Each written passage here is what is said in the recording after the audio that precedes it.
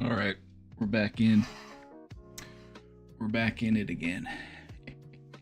The hair's growing back day by day. Until then, staying warm.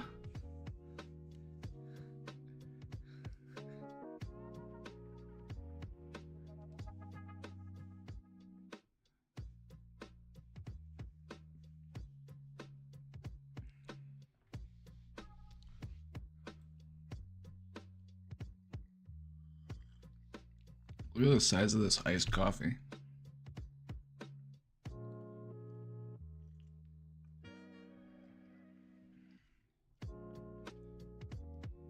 That's how you know we're in this shit today.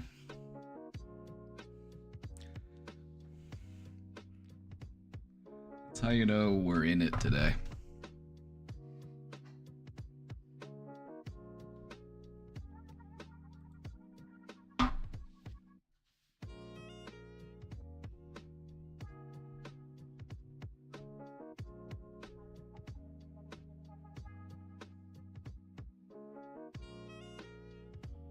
Ooh. You know, I'm gonna do this iced coffee, but I'm gonna try not to let it make me poop. That could happen. I might have to take a intermission. We'll see.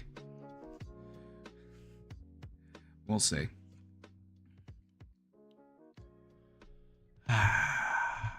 Well, we've got a presentation today. We got a presentation for you today. Check this shit out. This is a good one.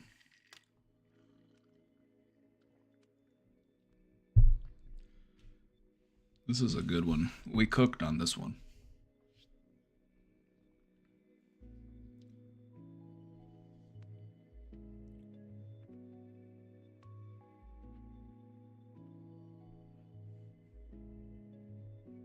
This one also ties into overcoming social anxiety, hence the title of the stream today, if that's what you've noticed. Schnurfy Goob, thank you for the 6 months.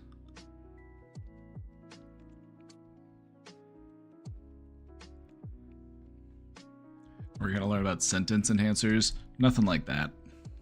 Nothing like that. We're not gonna get into...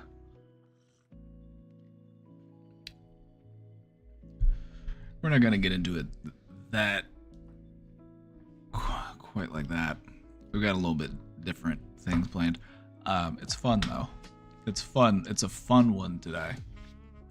You want a sneak peek? I'll give you a sneak peek since you got here on time. Since you are here on time, I'll give you a little sneak peek. We talk about how improving your communication skills, improving your socialization skills, helps to reduce your social anxiety, makes you more confident, makes you feel more capable. We talk about the importance of asking questions. And then we have a fun part where we're going to talk about how to recognize your own dialogue choices, your own little dialogue tree. Responses can typically be categorized as either positive, neutral, or negative. And then we're going to go through it. We got examples. So that's your sneak peek. And you need a script. See, here's the problem with a script, is that if you're using a script, people are going to feel like you're acting.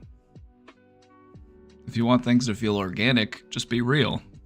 Just improv. Wing it.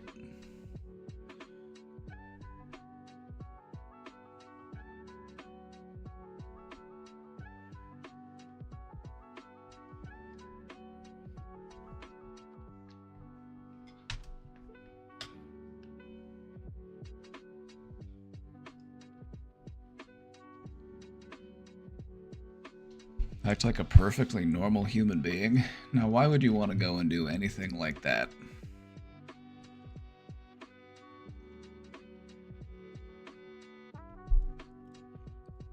We're all weird, so just be confidently weird.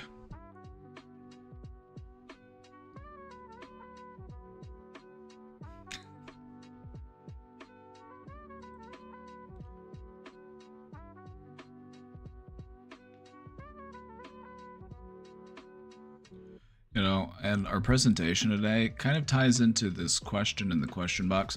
I'm going to get to this question with some urgency.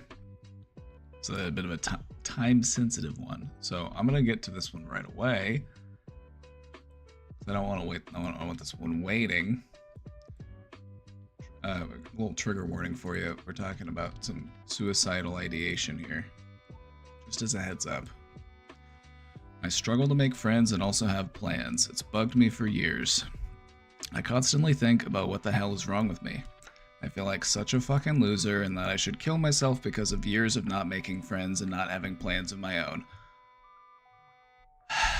That's a steep consequence. I'm gonna be very direct and honest with you. If you do have these ideas and you do feel like acting on them, then please call one of the numbers. It's right there in the question box. We've got all this crisis information here. You know, if you are serious about this, I highly recommend it, you know.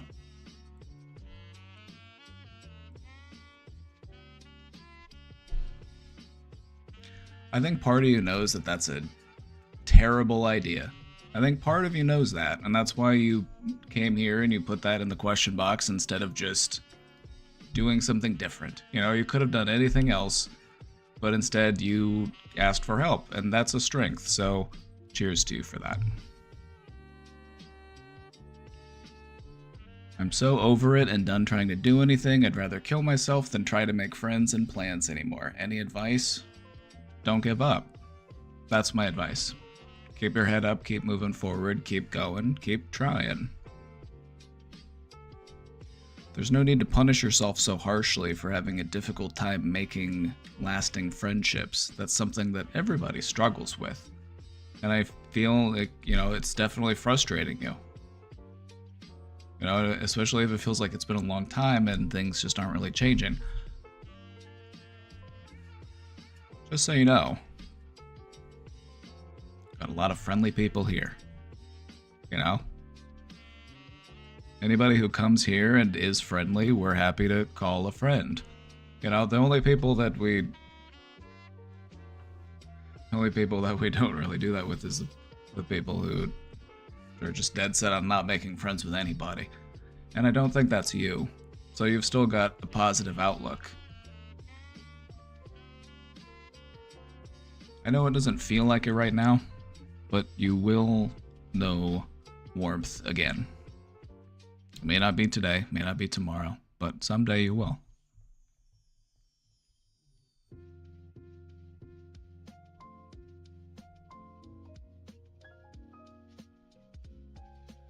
Do we have to make questions on the subject of social anxiety? No, you can ask a question about anything. The questions can be about anything. The topic of today's presentation is going to touch into social anxiety, hence the title. But yeah, you know, I'm happy to answer questions on social anxiety, though.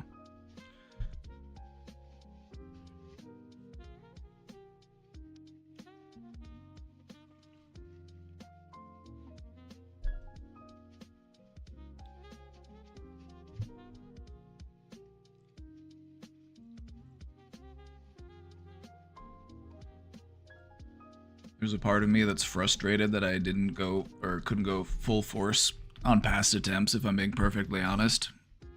It's good that you recognize that that part of you exists. Do you want to keep that part of you?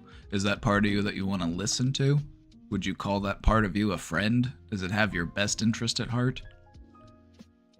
Does it want to see you happy and healthy?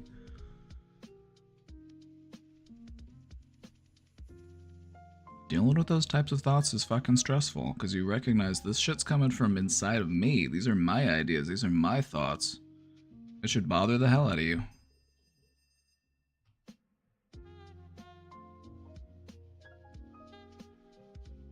What I know for sure is that that's the voice in your head that just outright fucking lies to you.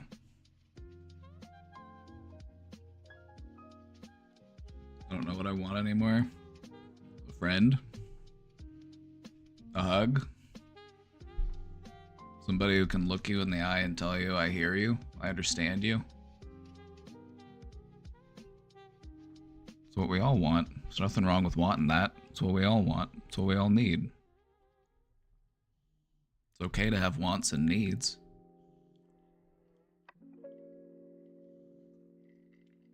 You're not a bad person for having wants and needs.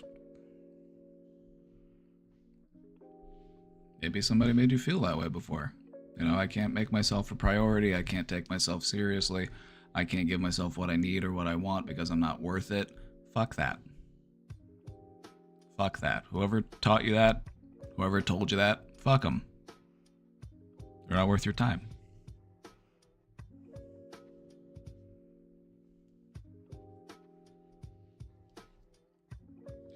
Even I wonder if I'm a bad friend sometimes. The fear of being a bad friend is what can drive you to be one of the best friends, because you're very aware of your behaviors, you're very aware of how you engage with your friends, how often you engage, you know, how much affection you show, how well you respect their boundaries. That worry, that anxiety is a tool that is helping you to be better. This is why I'm always saying anxiety is a tool. You gotta recognize that so you can use it more effectively.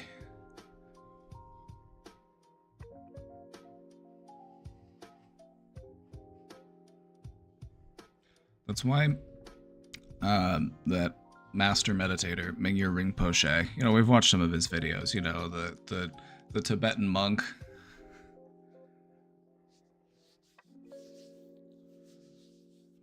And he says when he meditates and he feels that feeling of panic reintroduce itself, he treats it like an old friend. He gets excited to see it. It's like getting greeted by a big dog. Have you ever had a big dog that missed you? And you come home and the big dog's very excited to see you and it kind of tackles you, kind of runs over you a little bit. Can't control itself. It's kind of like that. Dealing with anxiety is like dealing with a big fucking dog.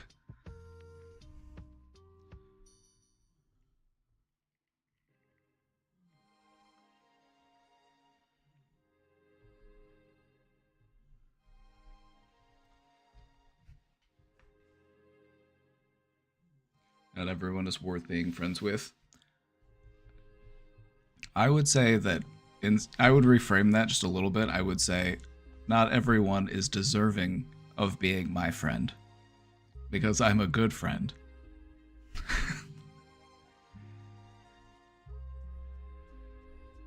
They deserve whatever friends come to them. I hope that crappy people surround themselves with crappy friends. Maybe if crappy people had better friends so that they could, you know, make better decisions and treat people better. You know, maybe that would be the solution instead. So what's the lesson here? Good friends become friends with crappy people to help them not be crappy people? Maybe. I don't know.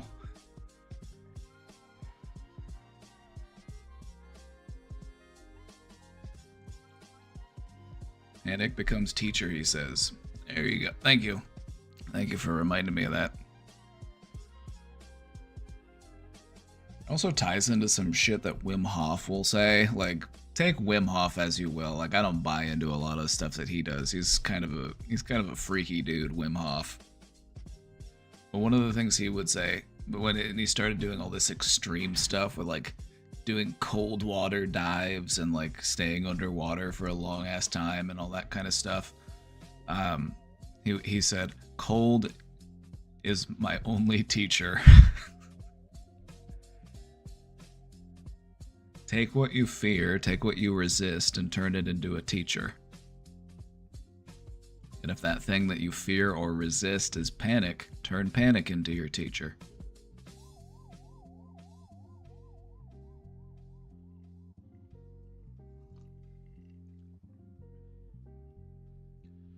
Politics are making some of my friends fight, and I'm caught in the middle. Nobody likes to be in the middle.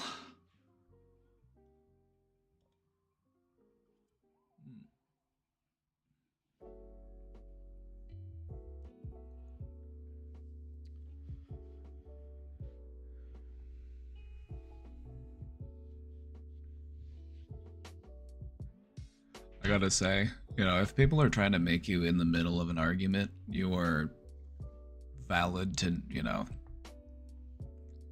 not involve yourself if you don't feel like it. You don't have to let people draw you into their conflicts if you don't want to. But when it's, you know, within the context of a friend group,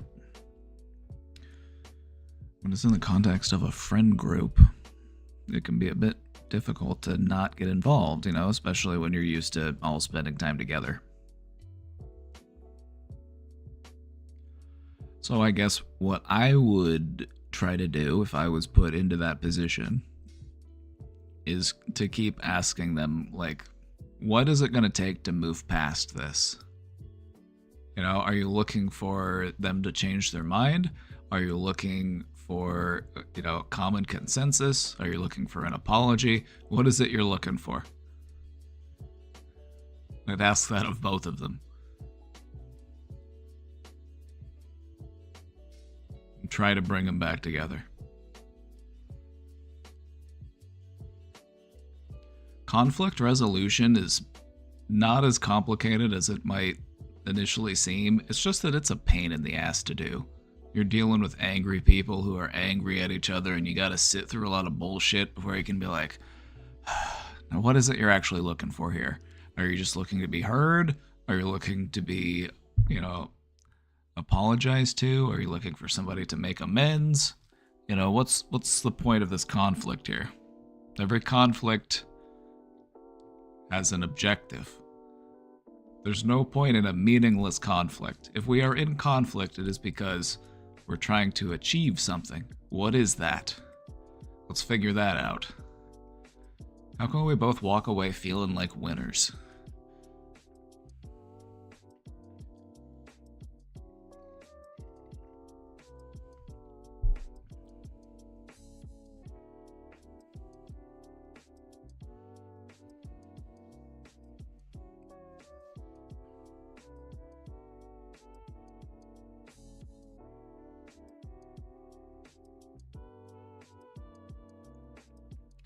Like, if you're gonna be put into the middle, then they're gonna have to meet you in the middle.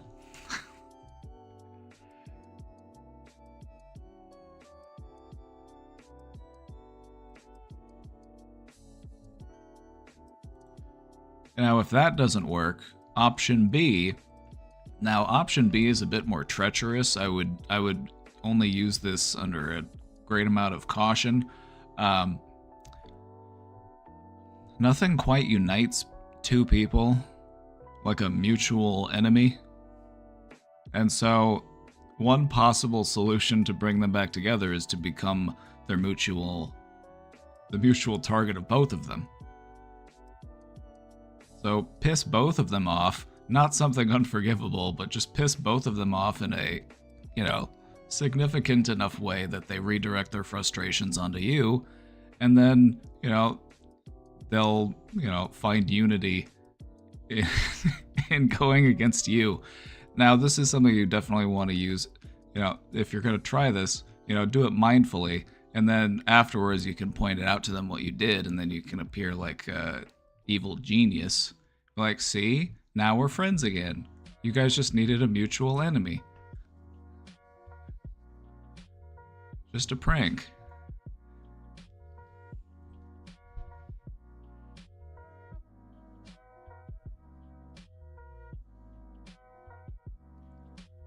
There's a part of me that wants to punish myself for the way my life is right now and how it's been up until now. And I want to remind you, Dean, that that's what you have been doing, and that hasn't really been working for you. I've gotten the impression that punishing yourself has just been almost like a tradition. So what can we do to be a little bit more compassionate to ourselves? You know, if you're interested in healing, compassion with yourself really is much preferable to punishment. Punishment doesn't do much to change a person. It just makes a person angry and scared and frustrated and confused and disconnected.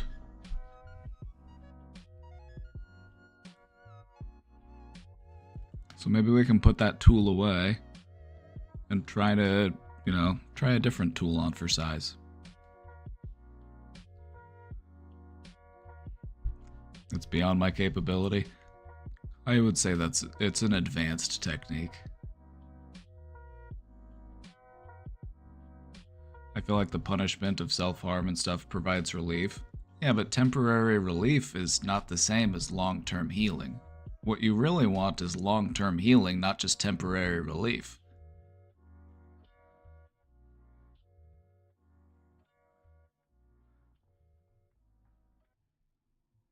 You want to do some real healing. Some real healing, brother.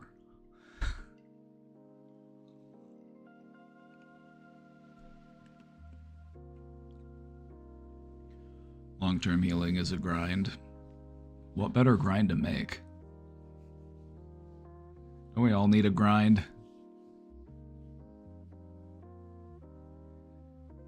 Can't just keep pruning the weeds, gotta tackle the root. Well said. You know, when you're dealing with some stuff and it's got deep roots, you gotta dig them out. That's a labor-intensive process.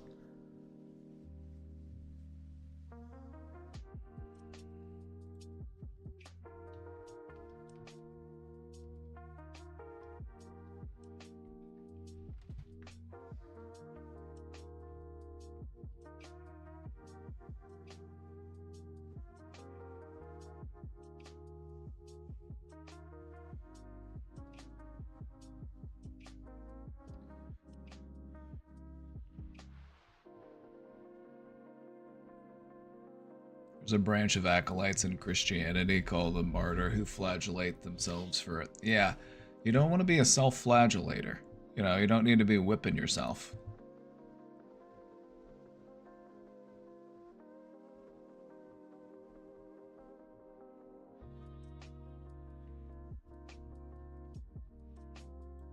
Now, if you recognize that there are some changes that need to be made, being a bit kinder to yourself is a good place to start.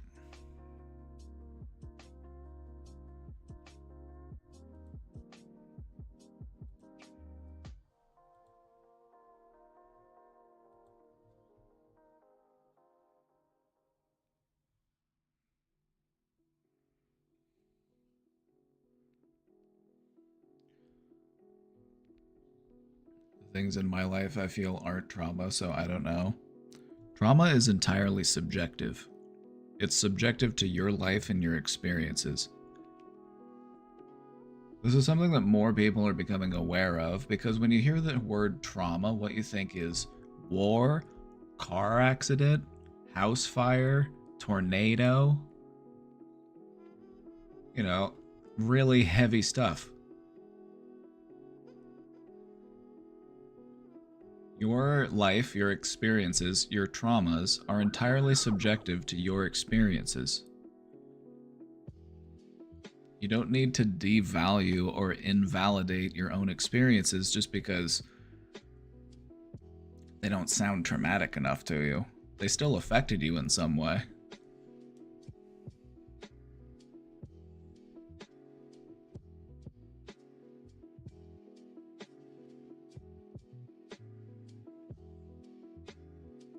One of the things that we are learning more and more about in mental health today is the effect of trauma on a person.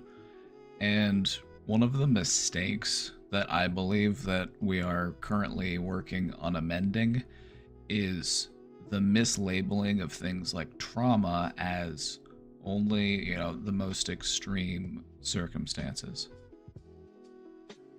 Because what this has done is this has just caused a lot of people who do have trauma to not view it as trauma, and so they don't treat it in the way trauma needs to be treated, because they just don't think it was bad enough. You know, people who like lost a sibling at a young age, or they like lost a parent at a young age, I'm like, that's traumatic. Trauma isn't just for people who go to war. Trauma isn't just for, but that's what they thought originally. You know, that's why they kind of prefaced it that way.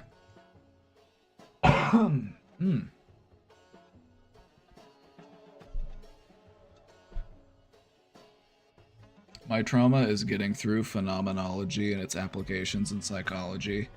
I have no interest in learning about phenomenology, if I'm being completely honest.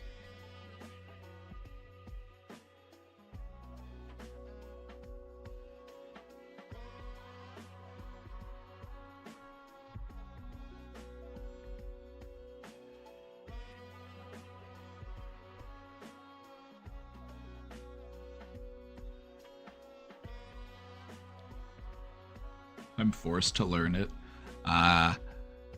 That's one of the things about going to school for psychology is they kind of teach you whatever is, in at that point in time. And the thing that was kind of more in whenever I was in school was like trauma-informed care, and so I carry a lot of that with me. Just recognizing and understanding and validating people's experiences so that they can heal them appropriately. Because one of the things that this is far more common than you would think. People who have stuff happen to them, and then they're like, well, surely it couldn't be that's affecting me. It's not like I went to war or something. But it, objectively is something. It's like your dad went to work one day, and then you just never saw him again. Or, like, somebody dropped dead in front of you, and you're like, oh yeah. That kind of does sound traumatic now that you talk about it that way. And I'm like, you start to see the connections being made. The lines come together, the pieces click. Everyone has trauma here. Everyone has trauma, period, I would go so far as to say. If you look at trauma as an experience that shapes you in a way that is, it makes you more fearful, more reserved, more frustrated, confused, it negatively impacts you in some way, I would say that is a trauma. Now, the thing about trauma is that it comes in different shapes and sizes. So yes, there is big trauma, CPTSD. Going to war. War is a really extreme example.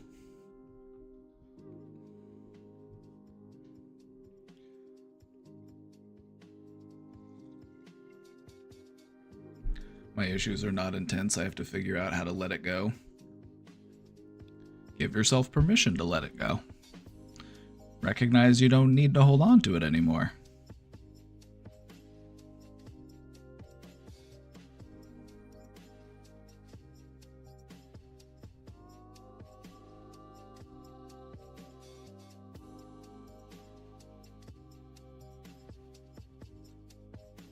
I go to war every day with myself. Are you winning?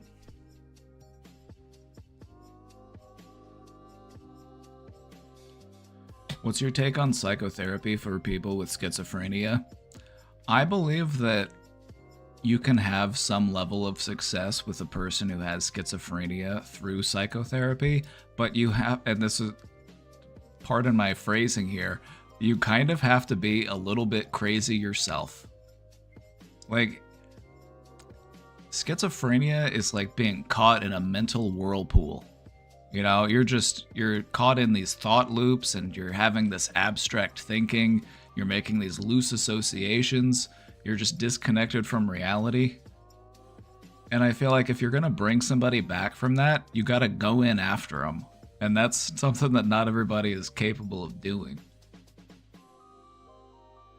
So I believe you can have differing levels of success in treating it, or at least minimizing the symptoms by exercising in empathy and understanding and basically just trying to reel them back in a little bit. They're really far out there and you're trying to reel them back in.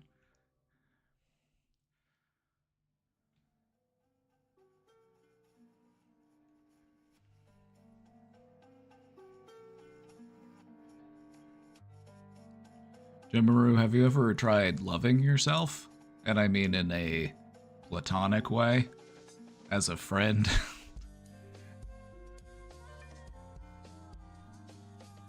I don't know why, but I'm really good with people with schizophrenia, and I wish I could work in that area someday. That career path needs good people.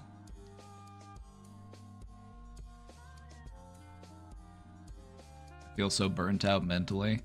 Then give your brain a rest. Take some time to just clear your head, you know? Maybe go for a little walk, maybe listen to some nice music. I don't know. You deserve a break. Am I trained in humanistic approaches? I would say that my approach is very humanistic. Most therapeutic models developed after the like Rogerian humanistic movement adapted humanistic traits. Well, most of them. There are some outliers, but most of them. You know, we realized that just showing empathy and compassion really gets you far.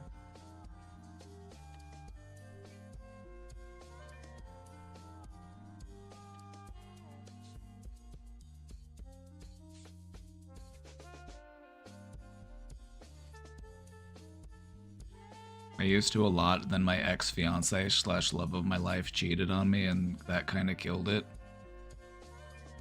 If they cheated on you, then it wasn't the love of your life. I don't think that's something the love of your life would do. It's just the person that you thought was the love of your life, and it's okay to make mistakes.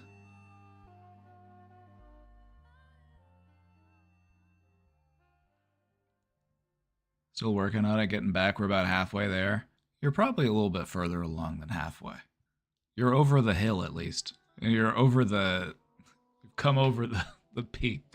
You got the hard part done. You got the hard part done. Should be smooth sailing from here.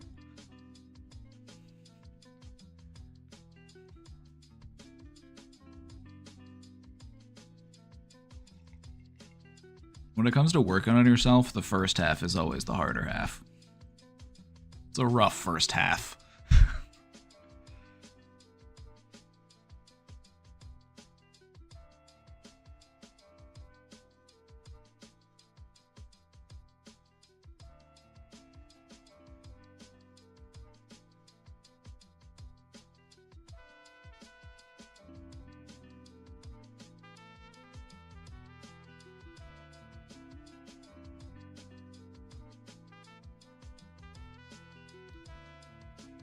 Still think about him a lot.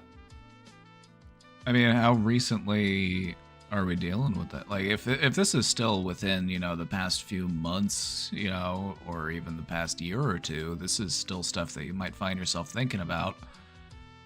But I would just say, if you are going to think about it, try to think about it with purpose and not think about it just kind of mindlessly. Think about it with intention. Like, what am I trying to resolve? What am I trying to, like, figure something out? Was I missing something? Was there something I didn't see? You know, is it something I did? Something I said? You know?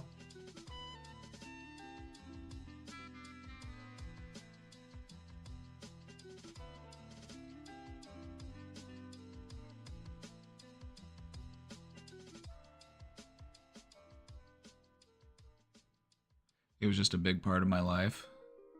And are you leaving a space open for him? Is that why it still hurts? Is it you feel that vacancy? You feel that void?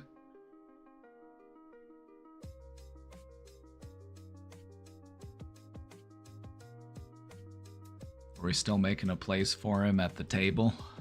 In your mind?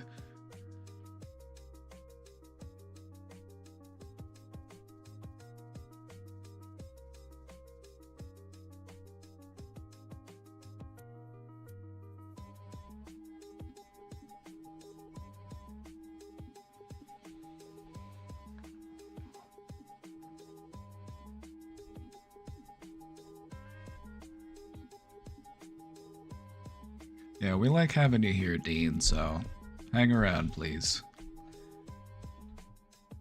We'd miss you if things were gone. If you were gone, we would miss you. You know, things wouldn't feel right without you. So hang in there. I'm sorry for speaking this way. You know the rule about apologies, Dean.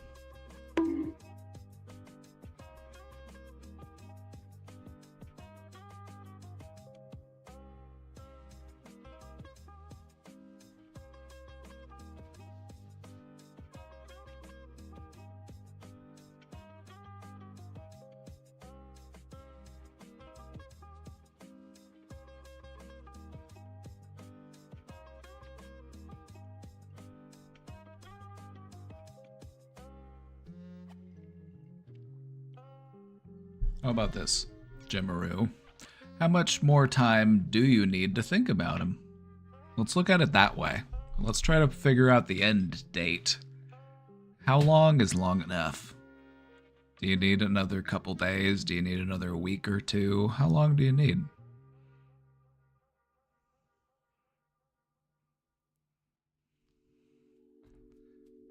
How much longer do you need?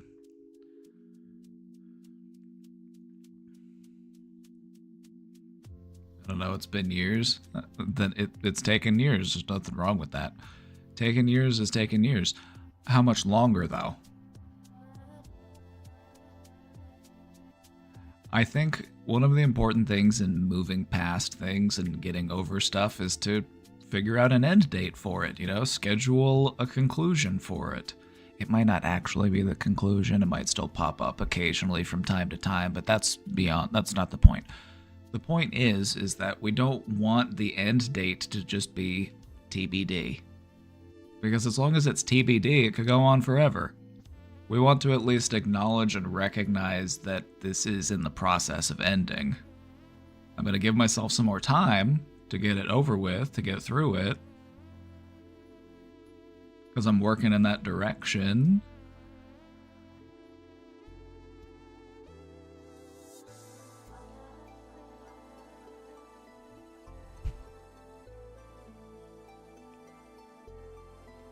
Cicero Dumont asked what attracted you to psychology.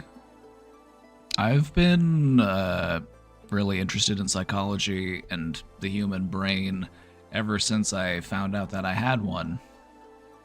You know, whenever I learned what a brain was and started learning what a brain could do, I was obsessed.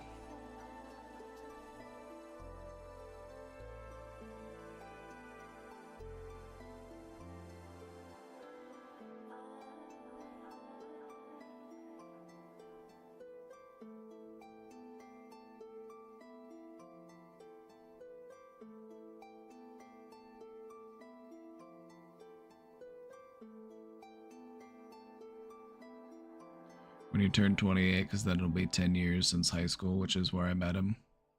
Well, there you go. That could be a significant, meaningful end of that chapter. The start of a new chapter.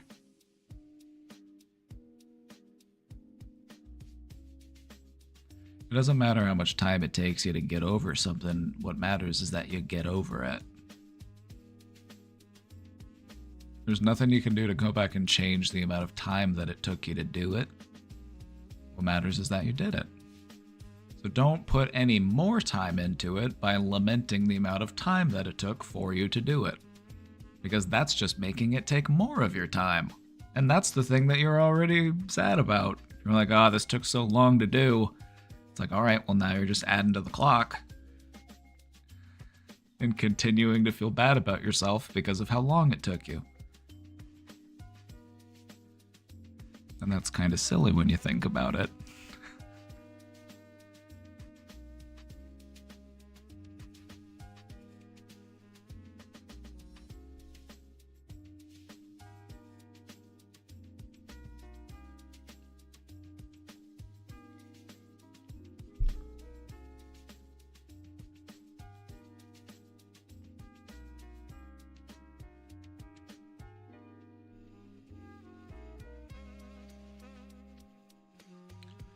Hey Papa, how would you handle a situation in which two of your mods were fighting in chat and things were getting a little too personal?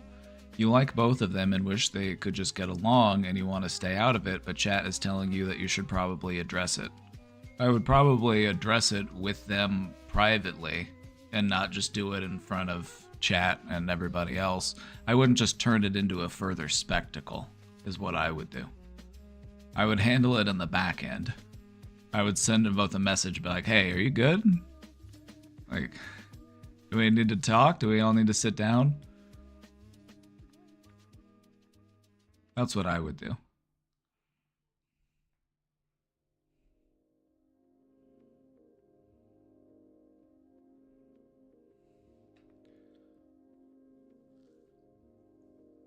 I couldn't imagine the mods in here fighting. I couldn't imagine more than one mod showing up for work. Do I not pay you all well enough? Do I not pay you well enough?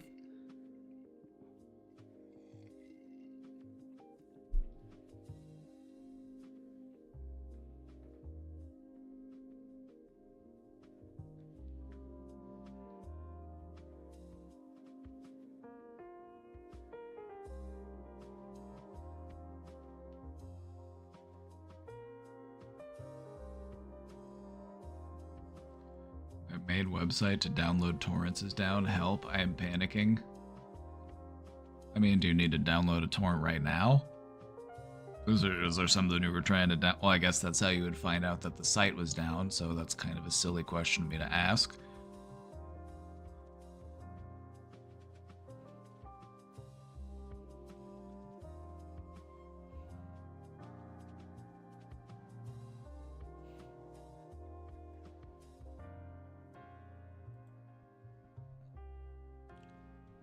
No, I would never torrent anything. I don't even know what that is. I would never do a torrent.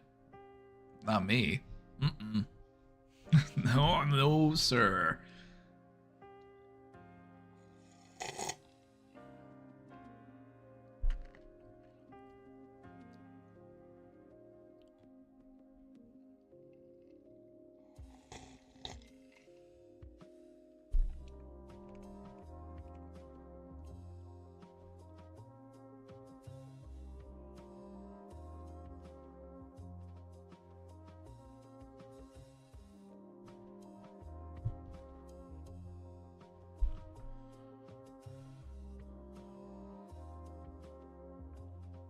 Miss the calls sometimes. You know, maybe someday we'll do some call-ins.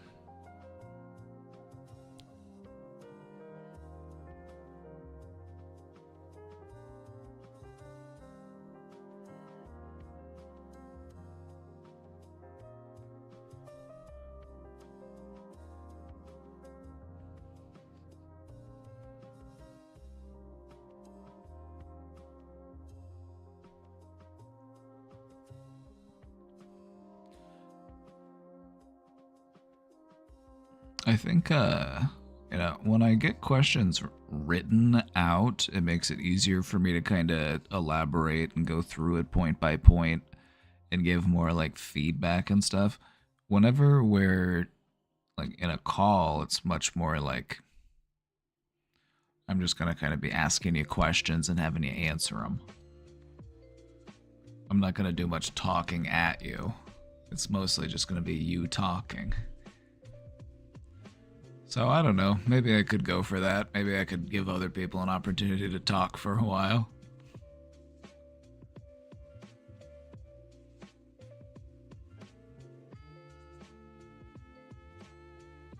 Yeah, maybe we should plan it out. Whatever we do, we should plan it out. What's the best way to start meditating? Any apps or YouTube vids that would help? Oh, do I? I know a guy, actually. And it's me. I do have one guided meditation recorded up here. Oh wow, it's 2 years old now. I haven't made another one in 2 years. What have I been doing? What have I done with all this time? Not making guided meditations, apparently. 10-minute beginner guided meditation. I put one together, you know, it's a good 10 minutes is a good starting point. You know, if you have a hard time doing 10, do 5. The thing about guided meditations though is there's tons of guided meditations out there. There's all sorts of them on YouTube. So what I would recommend is instead of any like specific guided meditation, because there are so many that you can really find one that's more catered to your specific tastes. Whenever you're looking for a guided meditation, let's say you're doing it on YouTube, add the amount of time that you want it to be, and then add what you want it to be about. You don't have to do it, you can do it in any order. So let's say I want to do a meditation to help me with anxiety and I want it to be 20 minutes long. Boom, there you go.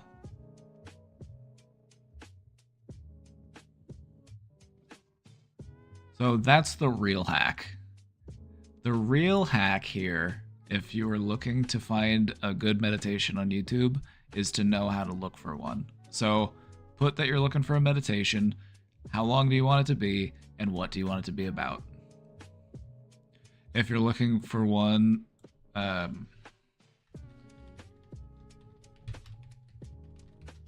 you're looking for one for beginners, you know, 10 minutes. A lot of these are like 10 minutes. This one's 5 minutes. It's actually 4.5 minutes. 5 minutes might be a good place to start if you feel like you can't do 10.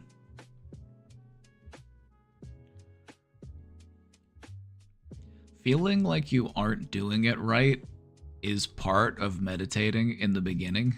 You're going to wonder, like, am I doing this right? Is this doing anything? Is this working? I must be doing this wrong. That's all normal. That you're going to deal with all of those thoughts. You're going to be like, surely I'm doing this wrong. I'm messing this up somehow. I have to go, but I'd like to thank you for the help. See you later. Thanks for stopping by.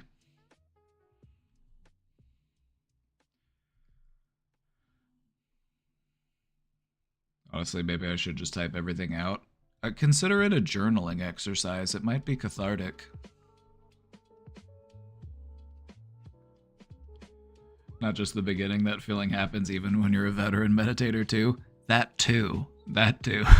That's also true.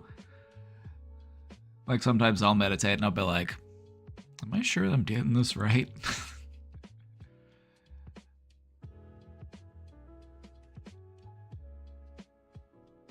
No, there's any number of different ways to meditate. It's about just being in that meditative mindset.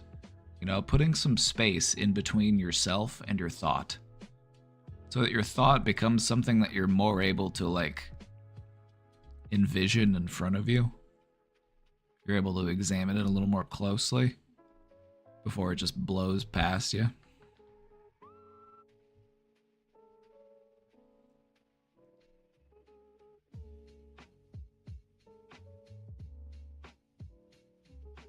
I like the Hindu yoga forms because each yoga meditation form has a different purpose. See, yeah, that too. We talked about that a little bit. We didn't talk specifically about those. We talked about how there are different types of meditation based on, you know, having an object of meditation, whether that be for energy, clarity, an answer, understanding, compassion, love. You know, you're trying to do something by meditating. And the other main form of meditating would be to be free of all objects.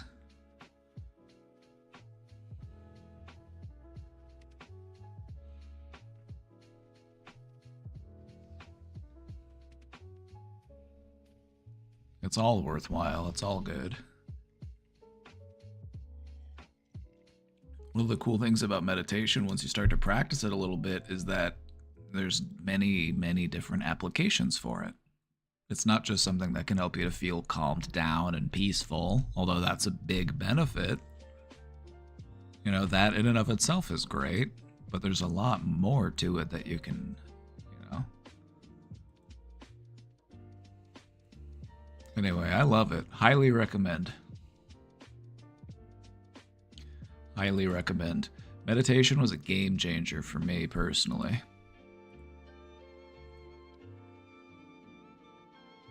All right, since we're caught up in the question box and we're just kind of hanging out, I'm thinking we'll start getting into the presentation here in just a moment. My goal here with this presentation was to help you to feel more capable and confident in social situations, and that includes in-person interactions, phone interactions, even internet interactions. Because When we feel more confident and we feel more capable, that reduces our anxiety. One of the best ways to reduce your anxiety in a very sincere and meaningful way is to feel more confident in your skills. And so we're going to go over communication skills today. We're going to talk about how we can enhance our conversations. And I'm not trying to tell you that you're bad at communicating. That's not what I'm saying. What I'm saying is we've all got room for improvement. If communication is a skill, which I think you would agree that it is, it's a skill that can be practiced. It's something that we can learn more about. It's something that we can become more self-aware as far as how good we are at it, so that we can become better at it.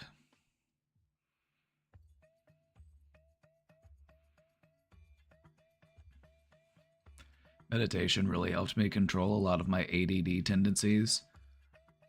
I also really support using meditation as a way to mitigate a lot of those tendencies or symptoms that you would get from something like ADD.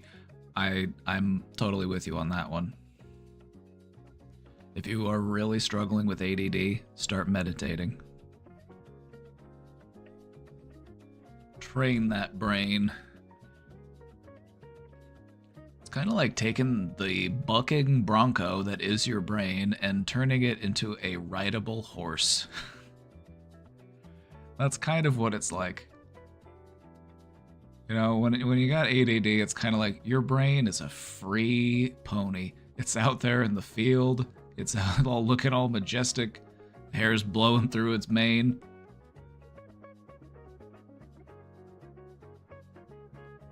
And then sometimes it'll let you ride it, but sometimes it kicks you off, runs away.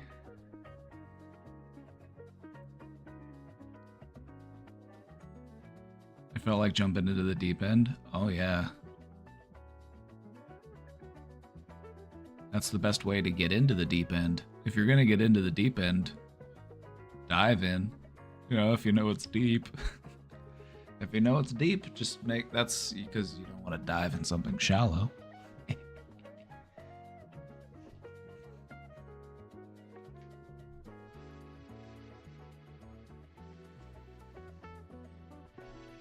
Anyway, this is a fun presentation. It's meant to be more lighthearted and enjoyable. So, are we ready? Should I stall longer? I think I'm ready.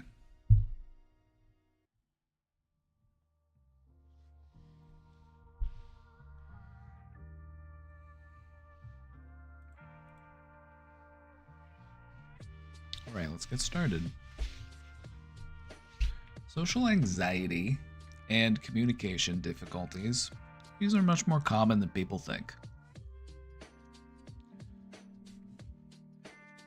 The truth is that many people struggle with finding the right words, keeping conversations flowing, or expressing themselves clearly.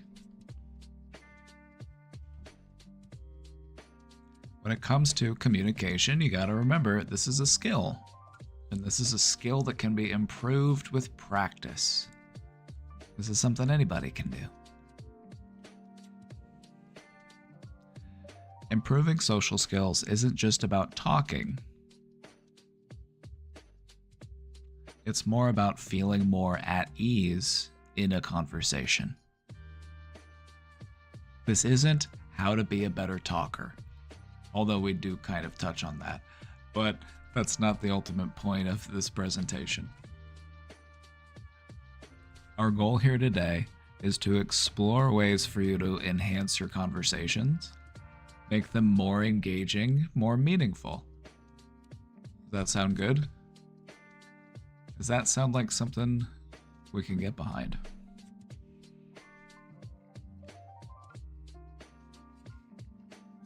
Anybody not want that? Just checking. Just checking. Don't say me. Don't tell me. Don't.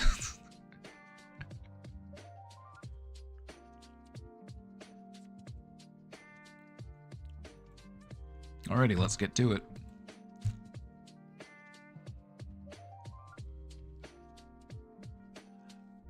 point that I really want to touch on real quick is how we can reduce our anxiety. This is why I titled the stream today Overcoming Social Anxiety, because that's ultimately the point of this presentation. This can serve you whether or not you have social anxiety, but the people who have social anxiety, this is something that could be really helpful. Because feeling more capable in social situations is what helps to reduce the anxiety that you experience in those situations. When we practice our communication skills, it has us feel more self-assured. We feel more capable. Being mindful of those small successes that we have in conversation can build momentum and reduce the fear of social interactions.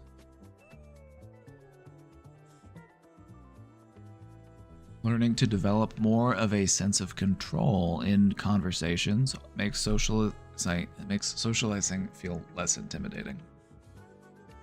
Oh.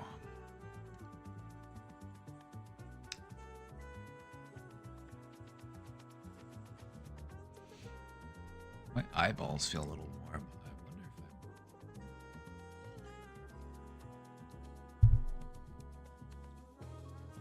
if my eyeballs feel a little warm. For me, that's always one of my body's symptoms that I'm starting to get sick. My eyeballs start to feel warm, but I don't know. Maybe it's from all the onions I was chopping this morning. Maybe they're just still a little sore. Hopefully that's the case. 69 watching. Nice.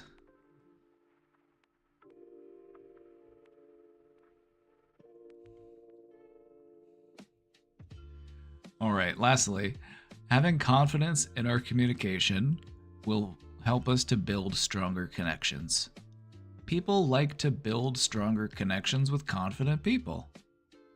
It'll help you and your ability to do it, but it'll also make people want to build connections with you even more. They'll admire your confidence and be like, ooh, they're cool. I want to hang out with them. And it'll give you a greater sense of belonging.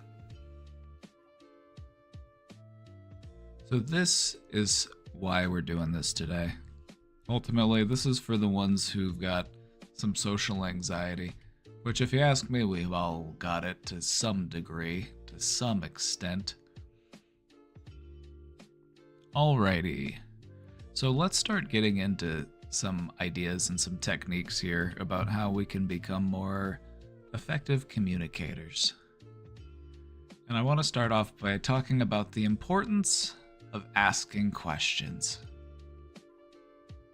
One of the best bits of advice that I can give anybody who wants to become a better communicator: ask more questions. But not just any regular old, boring question that somebody gets asked 1,000 times a day. Questions that show that you're listening, questions that show that you're interested. Because asking those types of questions is what shows that you are interested, and it's what fosters engagement. Asking questions also encourages deeper conversations. It also leads to a deeper understanding between you and the person that you're talking to. And so asking questions is an important step in growing closer to someone. Asking questions also helps us to avoid making assumptions about how the other person thinks or feels. Won't they feel like they're being interviewed? Yeah, but it's not going to feel like a job interview. It's going to feel like a magazine interview. You're not getting interviewed for a job at McDonald's. You're getting interviewed for, we're doing an article on you in the paper. People like that type of interview. People like being interviewed in that way. They don't like job interviews. They don't like feeling like they're getting grilled. They don't like, police interrogations. Those are especially unfun. But this is the type of stuff that's meant to be more, as a way of just getting to know the person in a sincere way.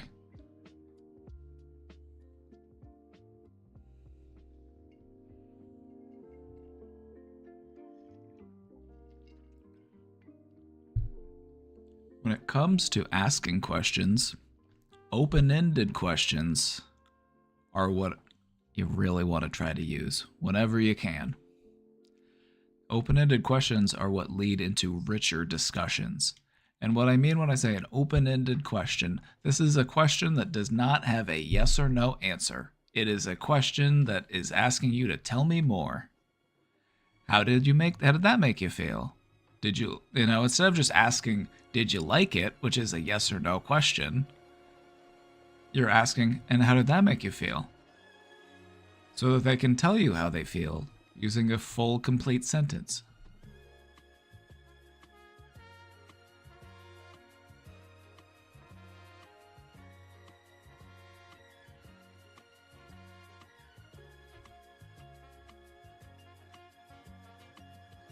Now, it doesn't need to just be asking questions, we're also going to want to make statements, but it's all about balance. You want to try to balance asking questions and making statements. That's what keeps the conversation natural.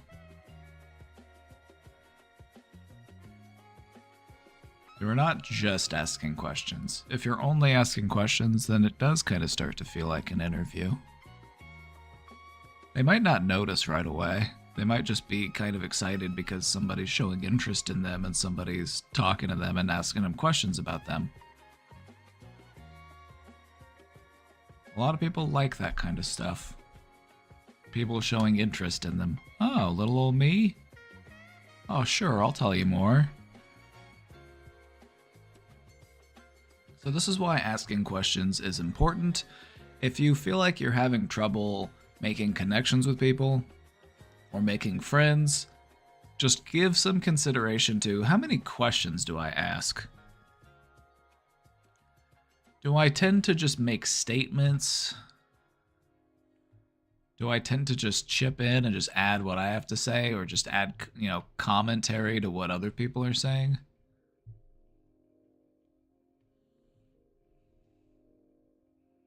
People ask me questions that immediately lose interest. Well, that's just them not knowing how to ask a good question. That's just them not asking an interesting enough question.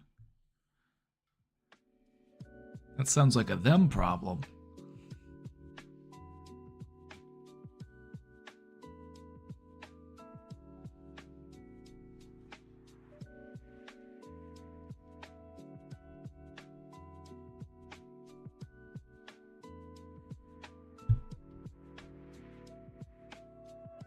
All right, here's another conversation tactic for you, and this one's kind of fun. This one's for the gamers. Do we have any gamers in the room? Anybody who's ever played a video game? Anybody who's ever heard of a video game? Have you ever played a Bethesda video game, or have you ever played Fallout? Have you ever played Skyrim? Have you ever played a game with a dialogue tree? Have you ever played a game where you have choices in your conversation?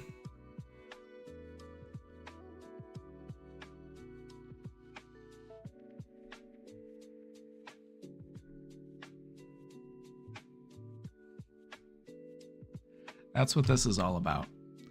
We're taking something that we see in RPG games. Just like in RPG games, conversations also have different response choices. One of the things that we should try to be mindful of if we're going to be good communicators is, what are my options for engaging with this person? What are my dialogue choices? Before just rushing to speak and just saying the first thing that comes to mind, it's okay to take a moment, nod and nod, let them know that you hear them. Take a moment to gather your thoughts before you decide what to say. There's no rush here. We've got a few seconds. No pressure. In general, our responses can be categorized in 3 different ways. We can have a positive response.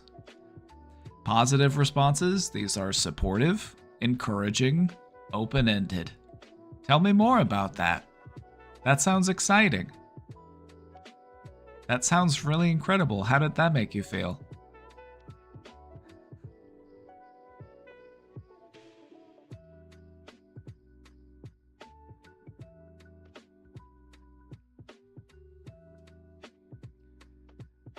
We can also have neutral responses. These might just be factual. This could just be you're adding something to it. You're saying, oh yeah, giraffes, they fall 6 feet when they're born. You know, you're just talking about facts or something. These can also be non-committal. These can also be ways that we seek clarification. Now tell me more about that other part. You know, these are neutral, neither positive nor negative. It's you looking for more information or adding information. And then, of course, you've got negative responses. These are the ones that are dismissive. These are the ones that are confrontational. These are also the ones that are abrupt. You know, maybe you're entering a conversation and there's a group of people there and they're talking about a topic or a thing, and then you come in and we're like, hey everybody, have you seen this thing? And you're just like, you're just going against what everybody else is already talking about. It doesn't necessarily need to be negative as in like negativity or being like, you know, negative. It could also just be negative in the fact that it's like it's going against, it's the opposite of, you know, you're redirecting, you're derailing.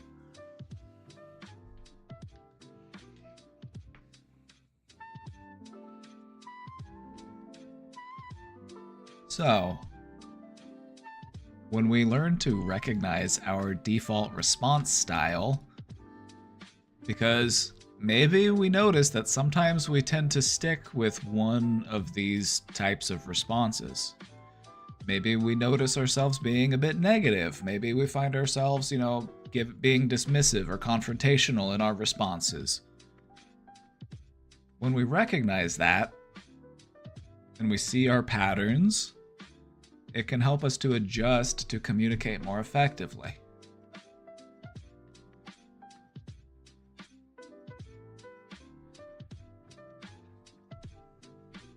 I also just want to add real quick that none of these are inherently good or bad. Just think of it more in terms of like electricity. You know, there's a positive and a negative to electricity. There's, you know, they're just opposites. Now, negative, you know, responses very often are negative in mood and tone and temperament and all of that, but sometimes they're also necessary as a way to redirect a conversation. So they're not inherently bad. I just want you to think of it more as in terms of like which direction, you know, directionality. Anyway, let's do some examples. I've got 3 different scenarios here, and these are very common scenarios that we've all experienced. And I'm going to give you different response choices that are positive, neutral, and negative. So example 1 would be receiving feedback.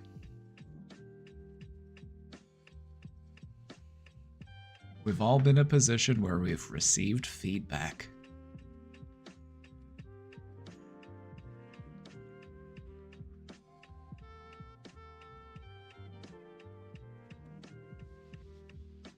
This is like the when keeping it real goes wrong Chappelle sketch. Basically, like keeping it real, you know, there's a time and a place for keeping it real. And sometimes it does go wrong. Alright, so scenario 1 is receiving feedback. I'm sure that every one of us at some point in time has had to get feedback for something, whether it be at work, at school, at home, whatever. An example of a positive response: thanks for the feedback, I'll work on that.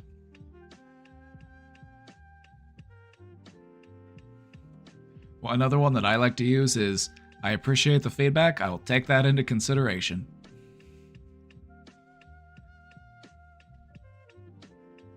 A neutral response would be, I see what you mean. Can you give me an example? You're asking for information. You're, trying to get more. You're telling them that you understand. This is inherently neutral.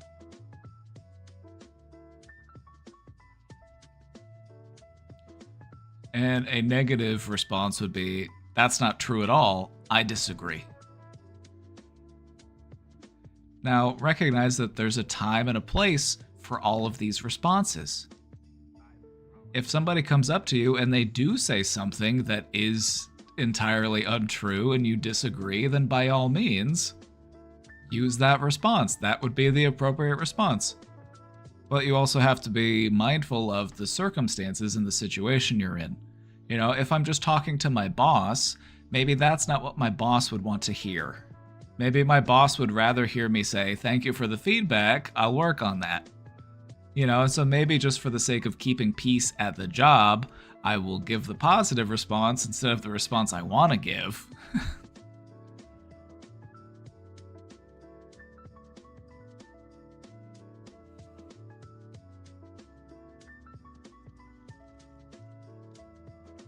All right, example number 2. Someone is sharing a personal story with you. Let's say that somebody's doing some trauma dumping on you.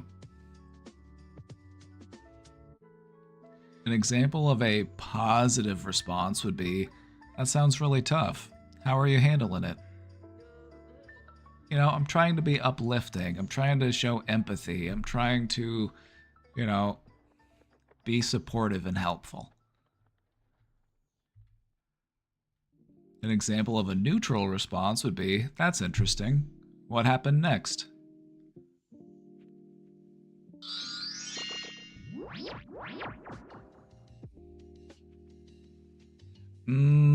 Okay, thank you for the 4 months. Welcome, welcome, welcome.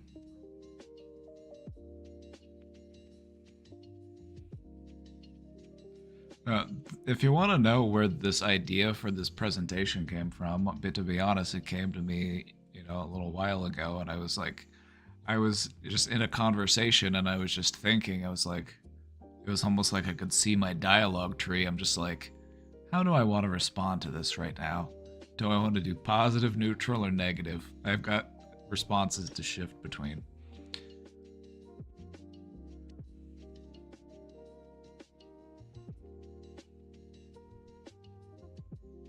An example of a negative response to someone sharing a personal story would be, I don't see why that's such a big deal.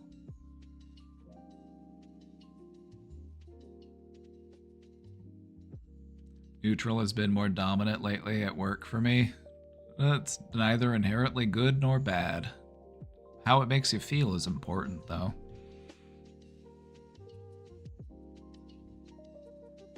Let's talk about disagreement. How do we respond to disagreement? An example of a positive response to a disagreement would be, I see where you're coming from, but I have a different perspective.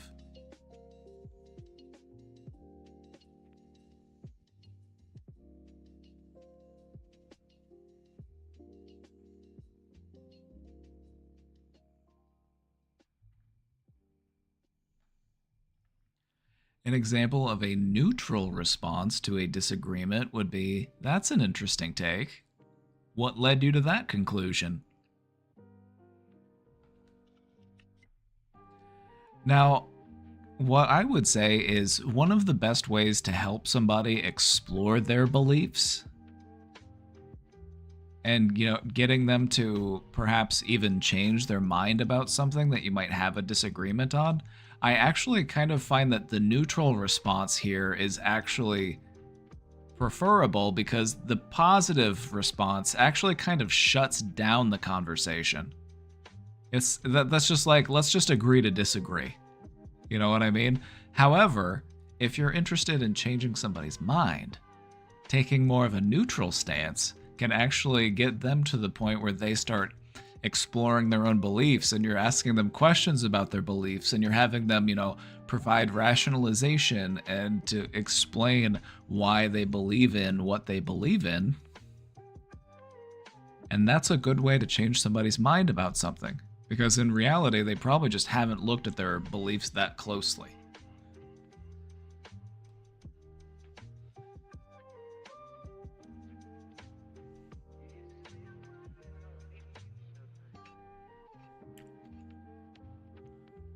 So remember when I said, positive, neutral, negative, it's like, it's not inherently good nor bad. It's kind of just looking at like, what is the energy of the conversation? What type of energy do I want to add to the conversation? Do I want it to cancel out and end the conversation? Do I want to keep the conversation going? Do I need more information? Weighing your options before you proceed in speaking. Communicating in a more mindful way.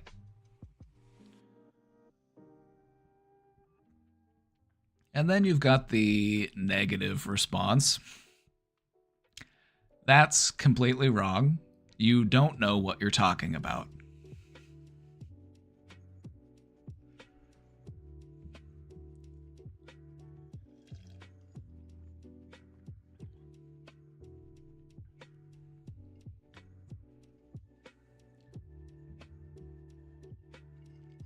And you see, this one also shuts down conversation. The key in, changing somebody's mind in a disagreement is to maintain that neutral position. Get them to explain their beliefs to you. Maybe they think that something is a good idea, and then you have them explain that to me. Like, tell me more about that. Where did you get that information? Who'd you hear that from?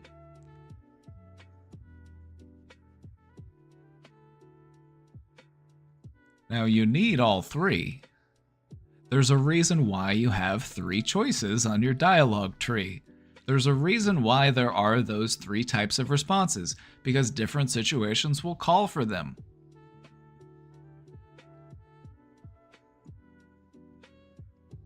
So they're not inherently good nor evil. It's kind of like the yin and the yang, There's the light and the dark, there's the positive and the negative. It's like one isn't good and the other isn't bad. It's just they're just opposites of one another.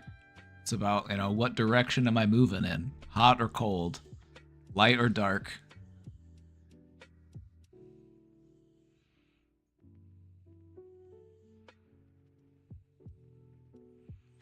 This type of thing is why I wish humans were a hive mind consciousness. Can you imagine getting plugged into a hive mind and now you're connected with all those gooners? Just all those gooners out there? Can you imagine sharing a hive brain with all those gooners? No, I think if you... Okay, you want to get weird for a second? Okay, let's get weird for a second. Let's say that humanity did reach a level of technology where we are able to achieve mass consciousness. It's going to have factions. It's not going to be a one and done thing. With any greater, higher level intelligence, there's always going to be internal disagreements and factions. Also, guess what? If this sounds like something that happens inside your brain already, it's because it is.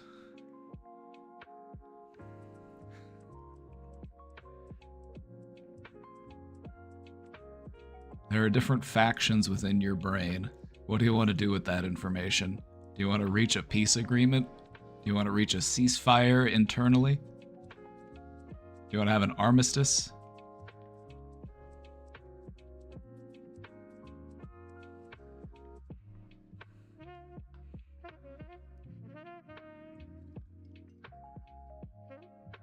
The automod is so evil. It flags the word die.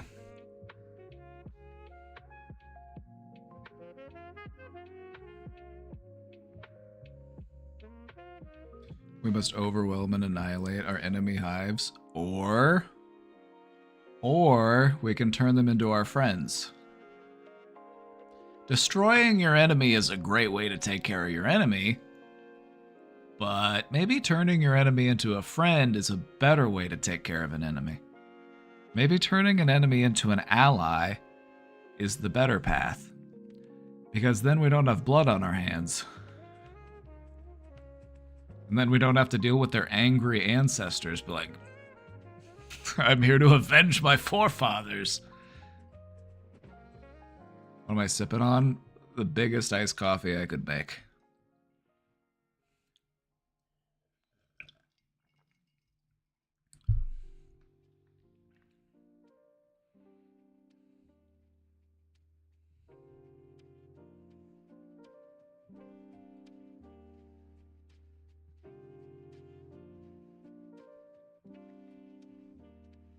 What do you think of this idea here? What do you think of this? What do you think of applying this the next time you find yourself in a conversation? Instead of just immediately jumping into responding like we normally do, give yourself just a moment. Just kind of take a moment to think. It doesn't take long, you know, give yourself just a couple seconds. It's fine. There's no rush. Just go, If you need time to make up your mind, make that sound. Go,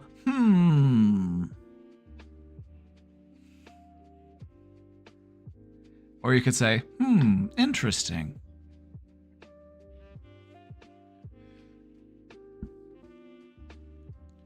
But just take a moment to try to figure out what direction, what type of energy do I need to apply to this conversation? Do I want it to go in a positive direction? Do I want it to go in a negative direction? There's a time and a place for both. Do I want to just keep it as is? Do I want to just keep it, and just keep it neutral? I do that and get ribbed for it. Taking time to think?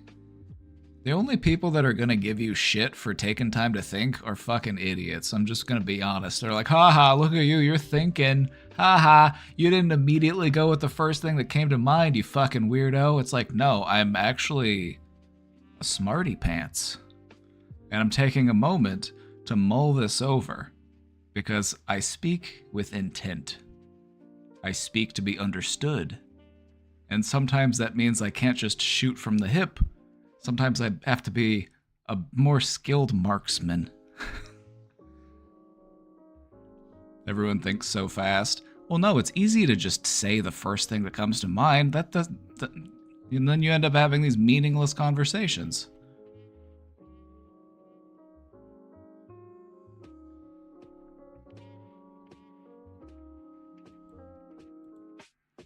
Now, just that being said, there's no harm in a meaningless conversation. I'm not trying to say that, but there are different levels and complexities of depth as it comes to conversation. Some conversations are much more surface level, much more, free as the breeze. And then you got the deep stuff, the stuff where you have to take a moment to just, wow, okay, give me a moment to digest that first. Oh, wow. That gives me a lot to think about.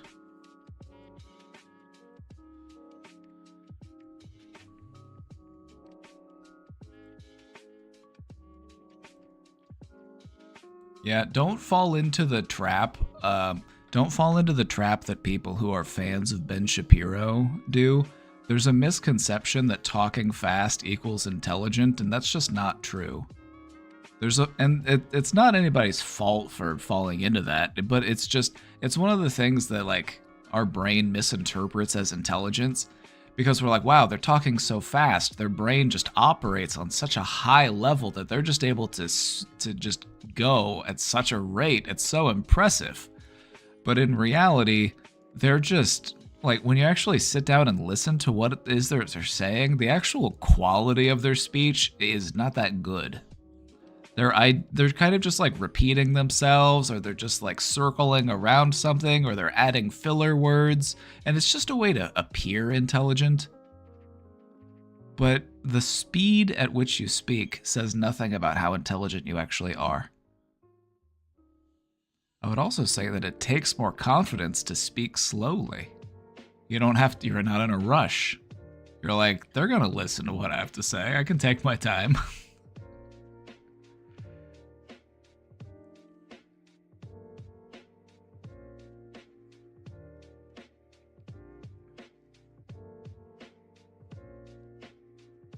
Yeah, if I'm talking to somebody and they're in a rush and they're talking very fast, I will be like, what's the hurry?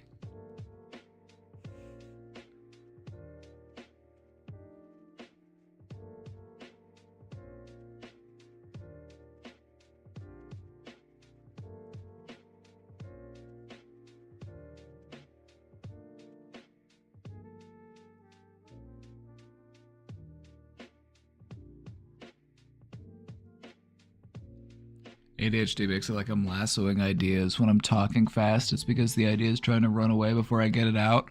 Oh yeah, no, and I get that too. And not everything you say is something that you're going to be able to speak slowly and deliberately. There's going to be a time where there's a little bit of excitement in your speech because you're trying to catch that rabbit before it gets down its hole.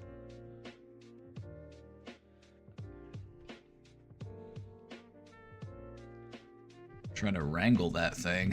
You're trying to be like, oh, gotta get this out before I completely lose my train of thought.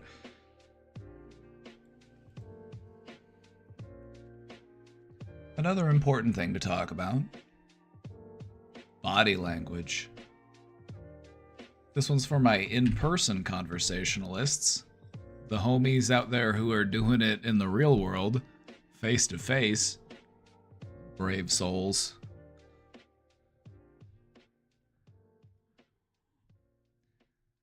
Nonverbal communication, body language. It's actually a very large part of communication. Much of what we're actually communicating to somebody else, we do through our body, and that includes our tone, our posture, what we're doing with our hands. That, in many cases, matters more than the actual words that you're saying. So if you're trying to be a better communicator, being mindful of how your body language is being interpreted is a really important thing. You know, if you're trying to open up and engage to somebody, you're trying to make friends, you're better off like mirroring their posture in a subtle way rather than being, like, who wants to come up and talk to this person? If I'm at a be honest, if I'm at a party and I'm just like this, I'm just standing in the corner and I'm just like this. Are you gonna come talk to me? You know what you're gonna do? You're gonna come up to me and you're gonna say, "You doing all right? Are you okay? You good?" And I'll be like, "Yeah, I'm fine." And I'll be like, "Okay. Having fun?" "Sure. Having lots of fun."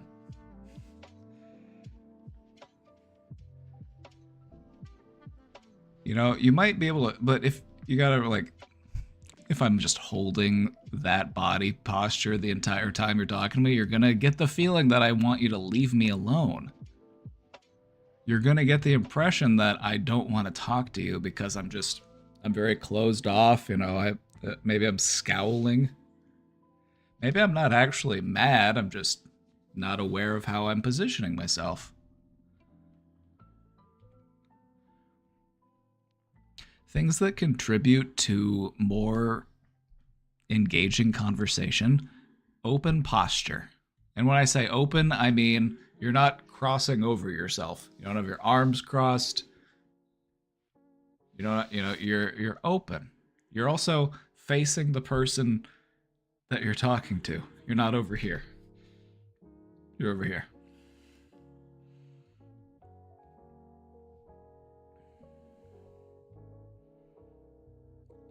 Eye contact is important depending on where you go. Some places eye contact is really important. Other places eye contact is viewed as disrespectful. So do that as you will.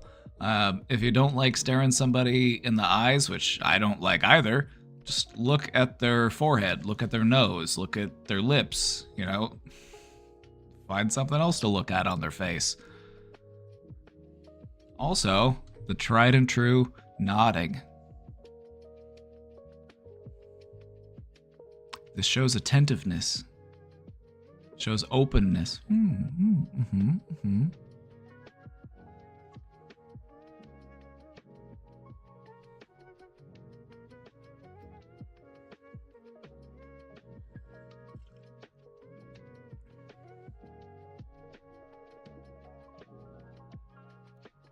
People who hate eye contact, I feel for you. I'm not that big on eye contact myself because it feels awkward for me.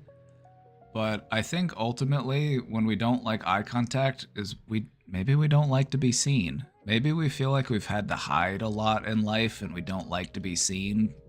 We don't like it when people are oriented on us because that has always meant trouble.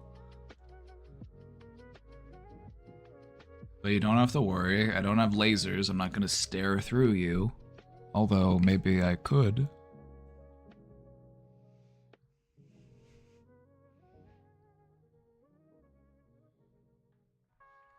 Put those away. I gotta put those away. I almost cut a hole through my screen.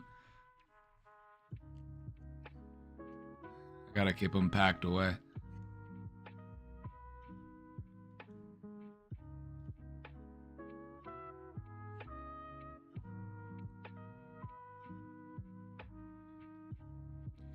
Does this stuff come naturally to some people to where they aren't consciously picking it up and doing it? It might come to them, but they're still learning it from other people because socialization and conversation is very socially driven. You know, the way that you handle yourself in a conversation is a reflection of the values of the culture you live in. Mostly what you do is you learn by watching other people.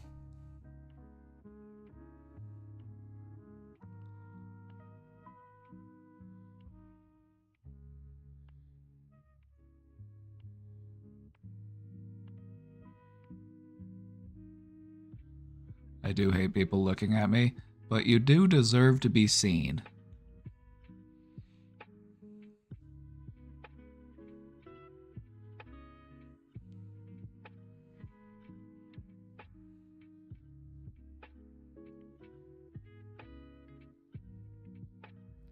Not gonna lie, I'm kind of the opposite and take lack of eye contact too personally. See, now I would say that there are things for people to learn on both sides of this, is that eye contact is entirely socially constructed. There are many cultures in which eye contact is seen as disrespectful. It's seen as a challenge, and that's even the way that it is in the natural world. That's the way that, animals will show dominance over each other. Because if I'm staring at you, it's because I'm trying to figure out if I can eat you, or I'm watching you to make sure that you don't try to eat me.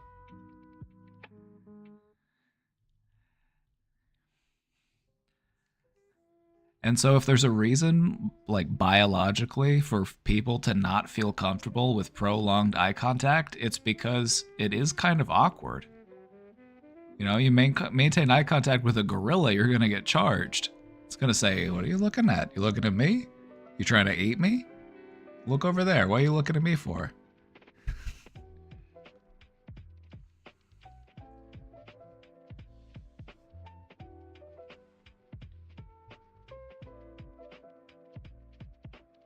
One of the things that I would encourage, if you have a hard time maintaining eye contact, turn instead your ear to the person, because that's what we listen with. We listen with our ears.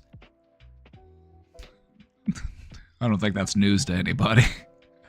But, turn your ear to them and just kind of, show that you're listening, nod, it gives the impression like, okay, I'm listening. Okay, I hear you. Okay, I'm picking up what you're putting down.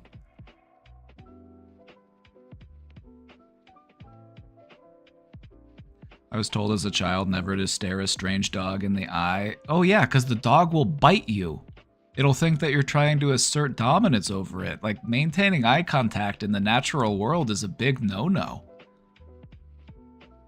If you stare down an animal, it's either going to run for you or it's going to run over you. Do you have any examples of the indirect culture that you speak of? Yeah, sure, I'll pull it up real quick.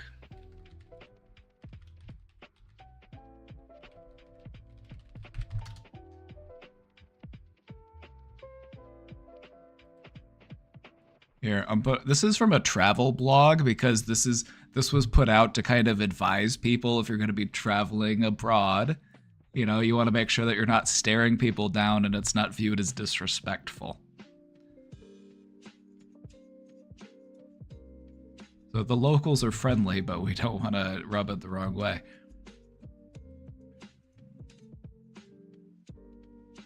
It depends on where you go. In some places, it's not recommended. Malaysia, and this is rooted in their cultural and social norms. They value humility and modesty in their interactions, and extended eye contact can be interpreted as impolite or invasive. You know, it feels like you're staring at me. It's like, why are you staring at me? Find something else to look at. Instead, they engage in polite, indirect glances or lowered gaze as a sign of respect. Body language is important in Malaysia. Gestures like placing the hands in the pockets or hips while talking are signs of anger.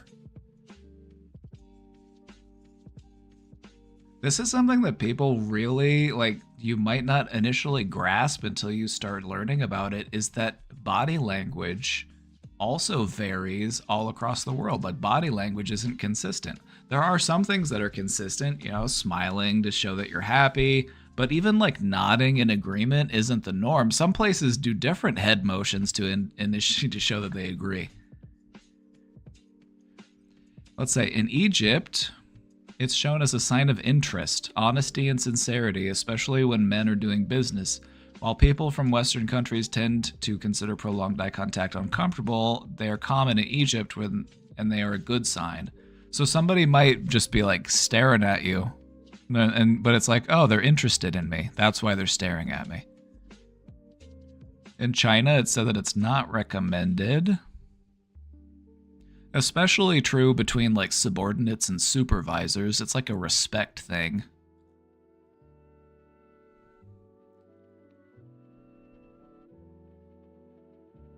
It's viewed as a necessary tool in China, but people make eye contact when they are angry. It's meant to challenge the other person and is a sign of disrespect. So direct, prolonged eye contact would be, you know, if you're trying to engage in an argument.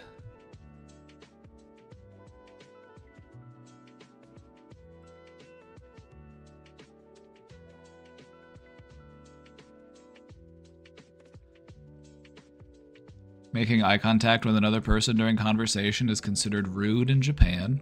They are taught as children to focus on the neck of the other person, to keep a soft gaze. So as you can see, it just kind of varies depending on where you go and what part of the world you're in and what the culture.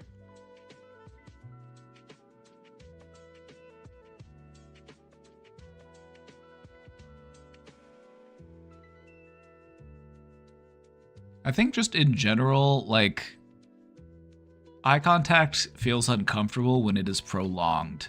I think the general thing here is like, meet eyes when you do, but don't feel like you have to lock eyes with somebody. You know, because that's just a little intense.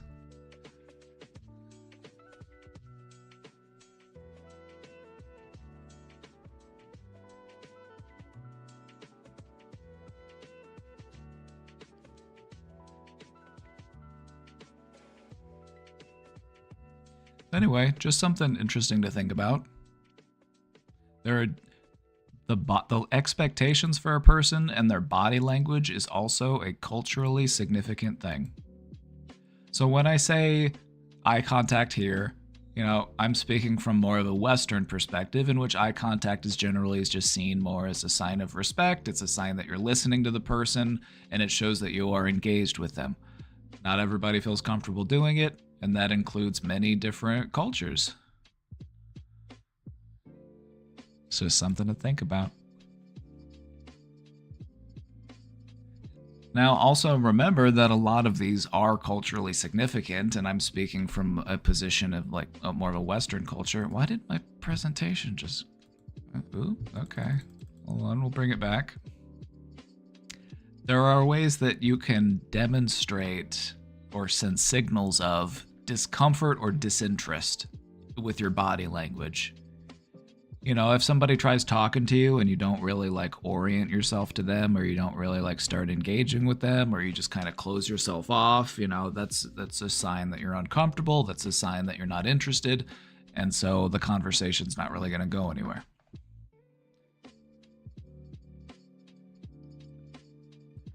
What if you're in love and just look at your partner without saying a word? Then I think that's different because there's context.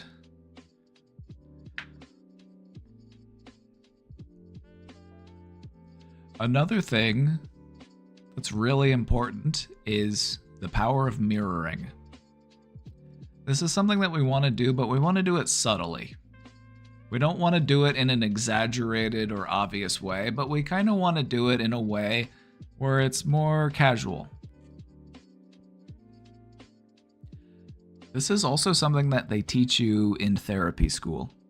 It's one of the things that they teach you to do so that a person feels more heard and a first person feels like you're listening, is to mirror their body language. So if I'm doing therapy with somebody and they're sitting there like this, then I'm sitting here like this. If they lean in, I'll lean in. Or if they're like this, I go like this.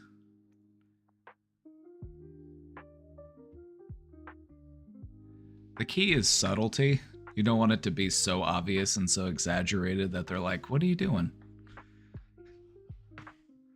Because as it turns out, this is something that we kind of do naturally without having to think about it. This isn't something that you always do actively and consciously. Mirroring somebody is actually a sign that you are engaged in listening to them. And a lot of times we do it without even realizing we're doing it. But just thinking about it can help you to put yourself in a position where the person you're talking to feels more heard. Also, you can start to notice when people will mirror your posture, and then you can understand that they're engaged in listening to you. If you have, these ideas are like, are they actually listening to me? Do they care about what I'm talking about? Do they want to listen to me? If you find that, no, they're mirroring my posture, maybe they are paying attention. Maybe there is a connection.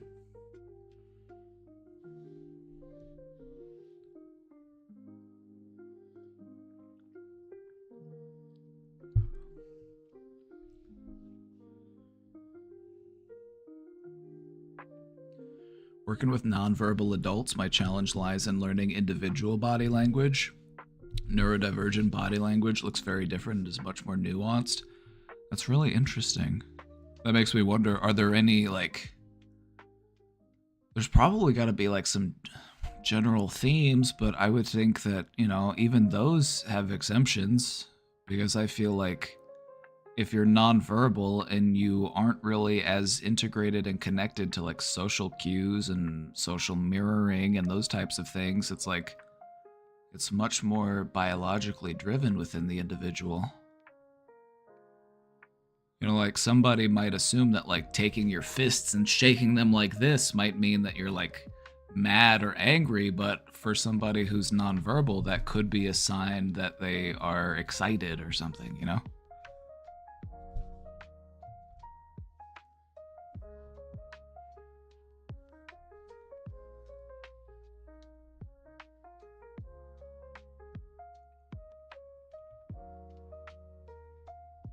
It also makes you think about what your individual body language quirks are, because nobody's body language is entirely the same.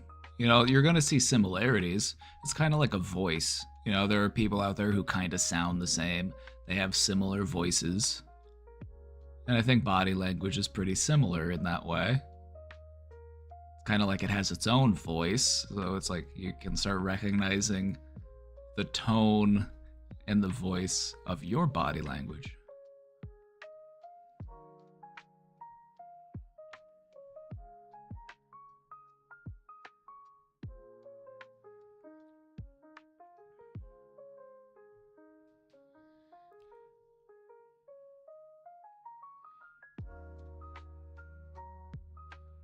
Hand waving back and forth can mean excitement in one autistic person and anxiety in another, as an example. Yeah, that almost makes me wonder, how is that documented so that people who work with that person can more easily understand that person? I feel like having something in a chart would be helpful.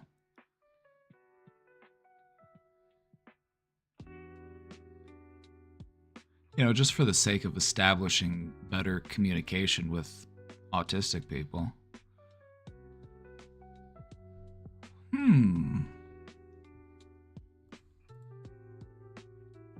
All right, here's my closing thoughts.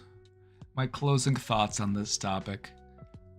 It's important to remember that communication is a skill. If you feel like you're not that great of a communicator, if you feel like you're socially anxious because you don't know what to talk about, or you feel like you're not that interesting or exciting, just want to let you know that it's a skill, and it gets better when you practice it, and you're probably better at it than you realize.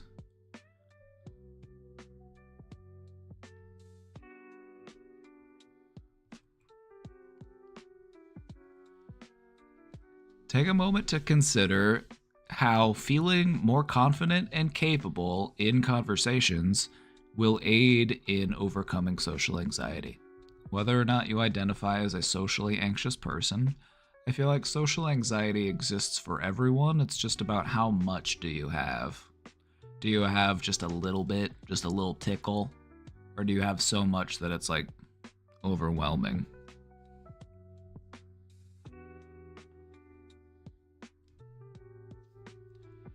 But either way, confidence and feeling capable, having self-efficacy, it can help to reduce that anxiety.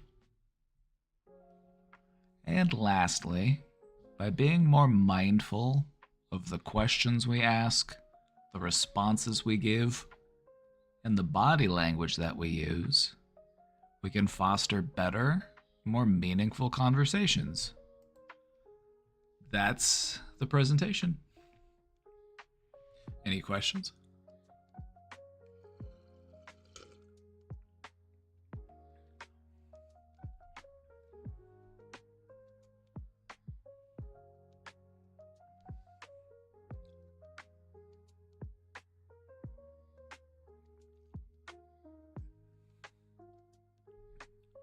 Document individuals' body language for future workers. Neat. I kind of figured something like that. Because that's definitely really important information to have.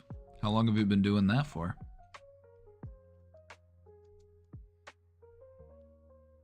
It was a great presentation. All right. What's something you learned? If you enjoyed the presentation, what's something you learned? What's something that you're gonna try to do going forward?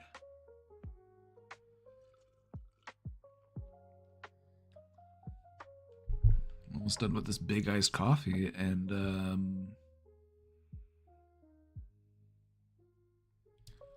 I definitely shouldn't get another one. There's a part of me that's just like, get another one. Do it. Like, no. My eyes are gonna start twitching.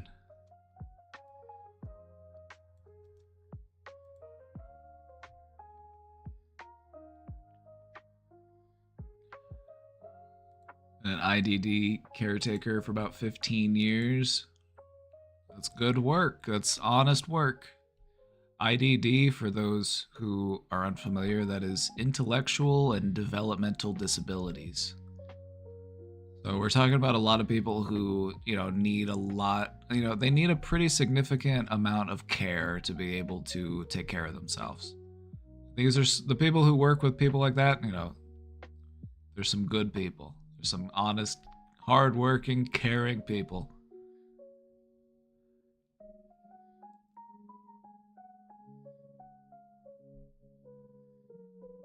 I just thought of a really cool riddle. It goes like this. Motherfucker. Well, you got me with that one. You got me good, partner.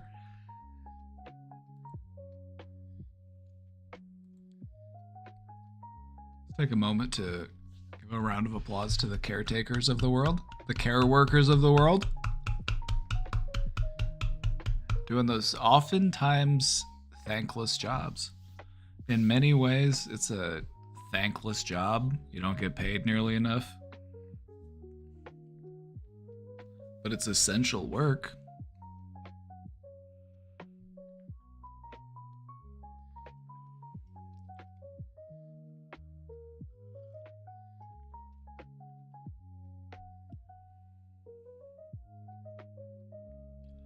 Honestly, I was thinking, if I ever have to like get a day job, I'm like, I might do something like that, more like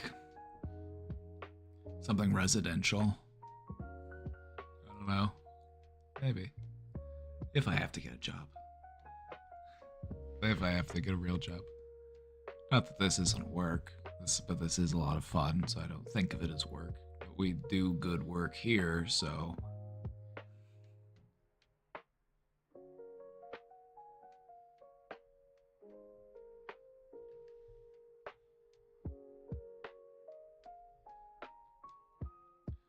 The culture thing was interesting, and it made you think of how openly staring is also common in some cultures.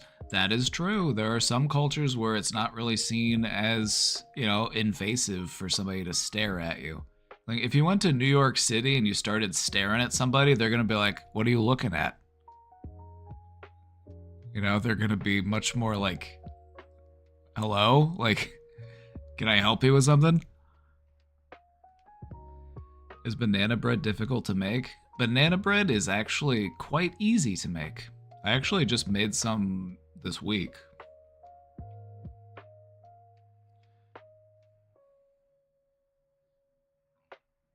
I love banana bread.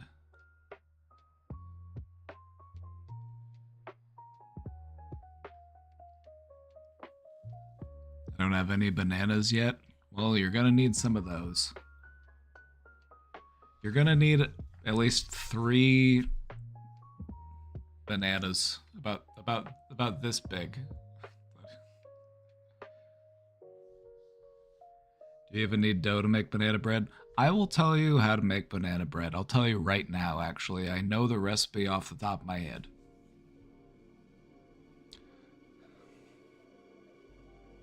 In a bowl, mash up 3 ripe bananas. The riper, the better. If these bananas are very dark, they're starting to get squishy, perfect. Perfect for banana bread. Sometimes I'll use 3, sometimes I'll use 4. I found that they both taste good. Me personally, I love the banana in banana bread, so sometimes I'll normally go for 4.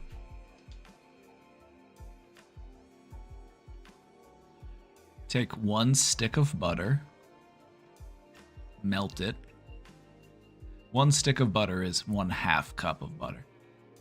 So it takes 1/2 cup of butter, about 3/4 of a cup of sugar. You can go up to about a cup if you want it to be sweeter.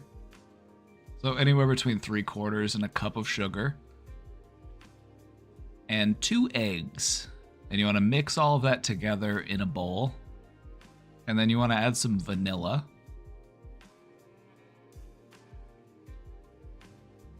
I don't know cups. I could convert to grams if that works better. Or milliliters.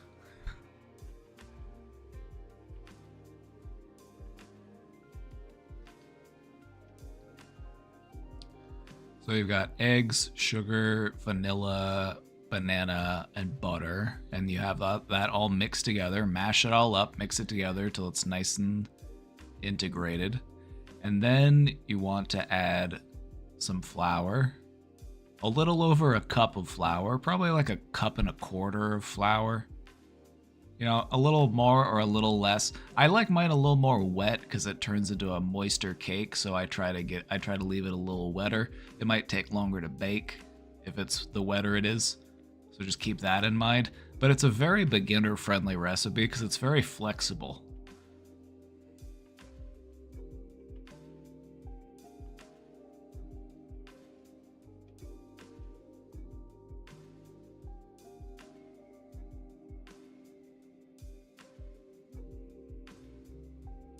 I'll make mine with stevia and I'm going to put in applesauce.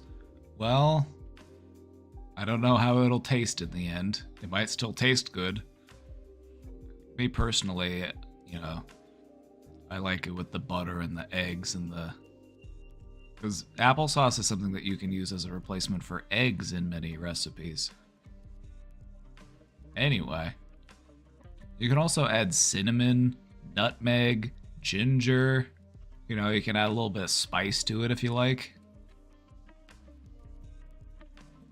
And then you bake it at 350 for almost an hour. You know, around 50, 55 minutes. And that's it. Then you got banana bread. The only problem after that is to try not to eat the whole thing. To put walnuts. I don't ever put nuts in my bread. Maybe I could though. I don't know if I have walnuts. I have a thing of cashews. But I don't really want cashews in my banana bread.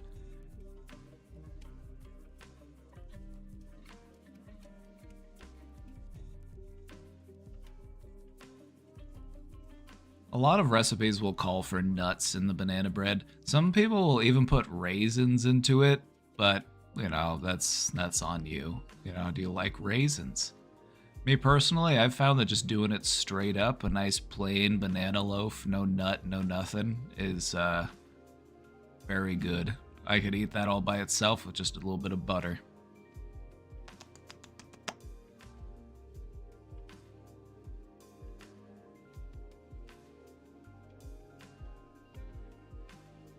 I love banana bread. I make it like at least once a month. Whenever we have overripe bananas, I turn it into banana bread.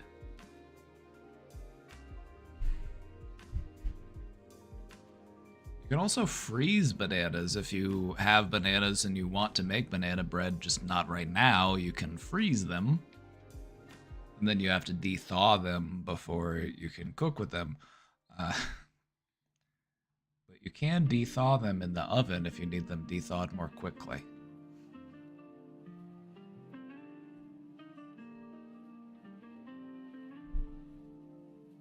This is too much work. I will not make this. It's not that much work, actually. It's actually quite simple. It's a great beginner recipe. You just put it all into a bowl and you mix it together and then you put it into a pan and then you bake it. Doesn't get much easier than that.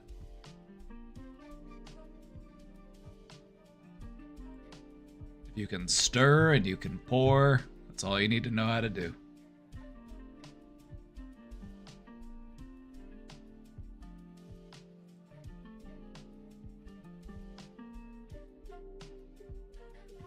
There are too many swapsies for the ingredients.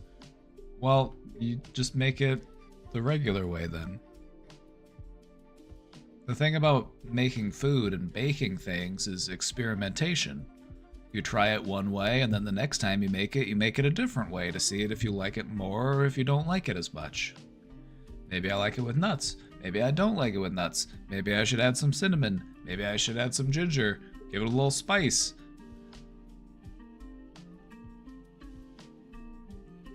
I don't want butter. Well, you're gonna need a half cup of some type of fat to bake the thing. You know, you could use vegetable shortening. You could use vegetable oil, but I don't know if you're it'll change the consistency a little bit. I like to do it with butter. Coconut oil, that's also an option. It also might give it a little bit of a coconutty taste. That sounds pretty good, banana coconut bread.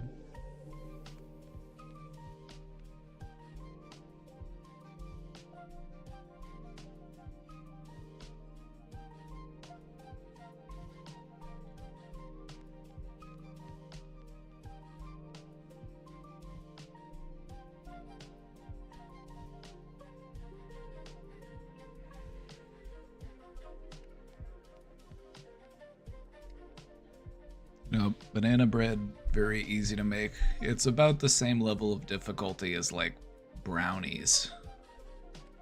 I would put banana bread and brownies in like the same difficulty tier. This is like...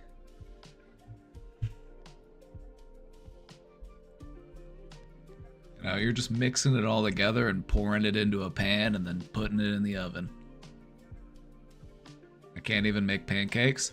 These are easier than pancakes. Pancakes requires an active component of like knowing how hot to have the skillet, knowing when to flip it. You know, like pancakes, you know, just takes a little bit of practice. But still, like pancakes, you're actively cooking it.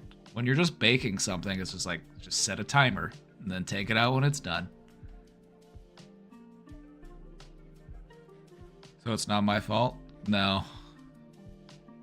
Especially if somebody didn't teach you how to make pancakes ahead of time. If you were having to learn how to make pancakes on your own and you were making them for the first time by yourself, then yeah, I would expect you to fuck them up. There's an art to making pancakes. People make it look easy, but there's an art to it.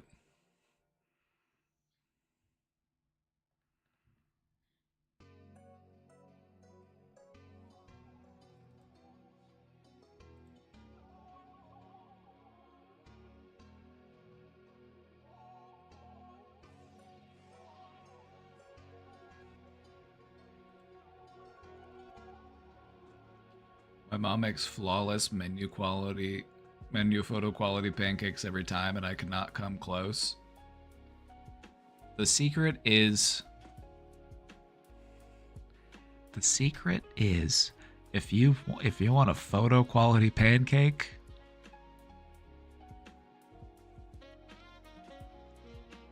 a nice medium heat non-stick pan,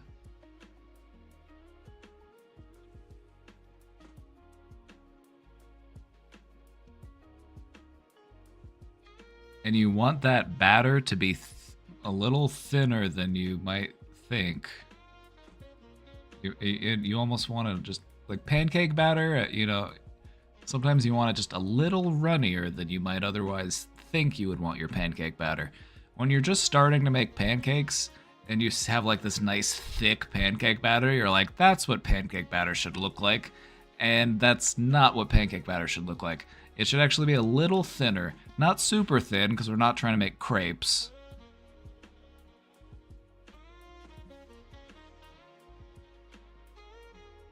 And a little butter in the pan. Yeah, just a little bit of butter. Now, if you're looking for more of like a country style flapjack, that type of look, you want more butter in that pan. If you want like a really like that's the way that we like our pancakes. We like to put some butter in there and get some color on them. The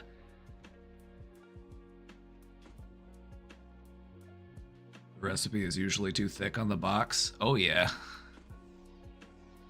Now there's a conspiracy there. They could be trying to sell you more pancake mix by having you make it in an improper ratio, but that's just conspiracy talk. More butter is rarely the wrong answer, right? But for like a photo quality pancake, it is the right answer.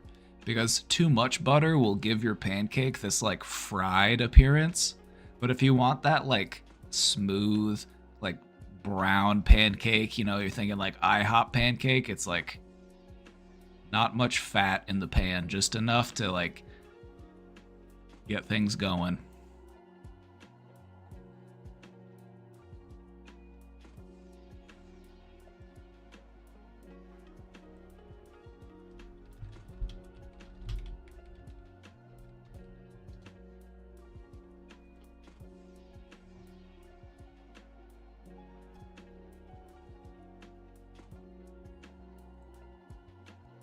So hold on.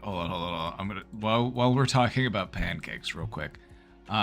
Putting more butter in your pan will give you more of this appearance on the pancake. If you like that kind of like crispy ring, if you like it, you know, with a little bit of crispiness on the inside, this is what you get from having more butter or more oil in the pan when you cook it. That's how you get that crispy edge. Some people really like that. Some people, that's what they like about a pancake. This is actually how Casey was like, this is how I like my pancakes, and she's converted me. I'm like, this is a good looking pancake. Now, if you want pancakes to look more like this pancake, or if you want it to look more like this just came out, that looks like the one on the box, you want less butter in the pan. You don't want it to fry itself. You want it to almost bake itself against the surface of the pan. Too much butter will give you that like that crispy ring, which I like that part of the pancake. Like that. I like the other pancake. Like this is like, it's still a good pancake. But I would still eat it. But that's the difference. It all comes down to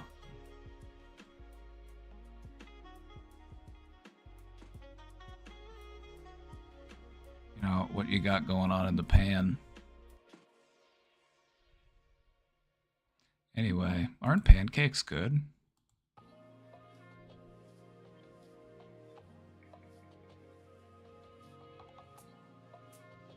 It's moot because I prefer French toast anyway. All right, Chumpy, we're gonna bring it full circle. Check this out. I'm now jonesing for both banana bread and a pancake. You too. All right, listen to me. This is something you gotta try. I tried this for the first time at a casino buffet in Las Vegas.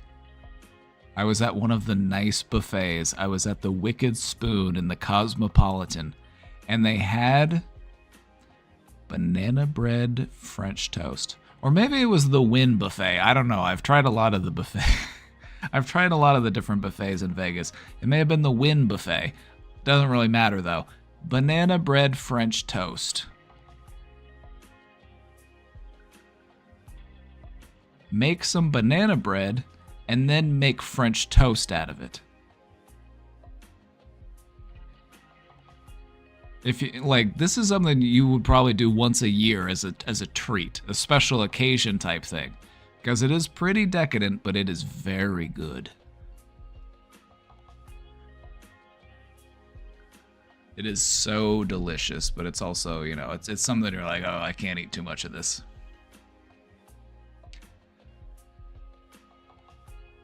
What is French toast? You never had French toast?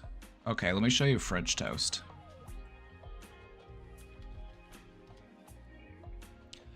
French toast is actually really easy, and it's probably easier than pancakes.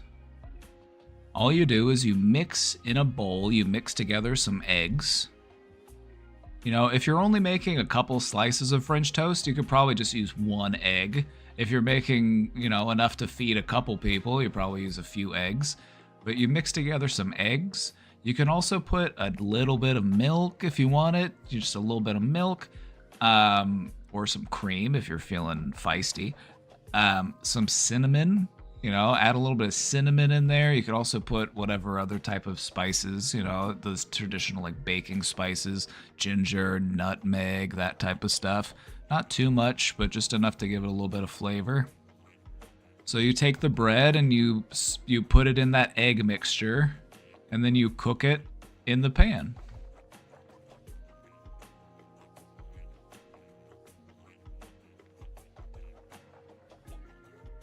Vanilla? That too. Add a little bit of vanilla in there too.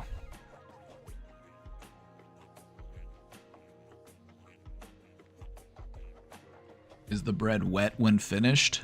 Not if you cook it right. If the bread is still wet in the middle, then it needs to cook a little bit longer.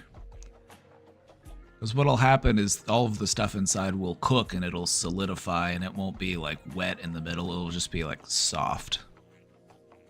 And then you're putting syrup on it anyway, so it's technically going to be kind of wet because you're putting syrup on it. But, you don't want it to be goopy in the middle. If it's goopy in the middle, it needs a little bit longer cook time. I don't know about this one. What I would recommend is if you're going to try to make it, make one piece first and then cook it until it looks like it's done. And then take it out of the pan and try it and see how it is. If it's cooked on the outside but not cooked on the inside, that means that you're cooking at too high of a temperature and you need to turn the heat down a little bit.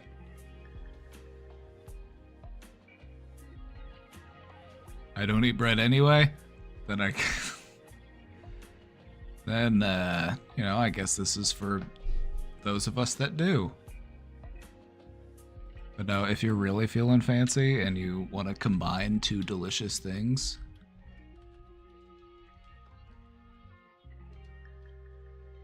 banana bread French toast. You do the same thing as you do when you're making regular French toast, but you do it with banana bread, and it's very good. Should be illegal.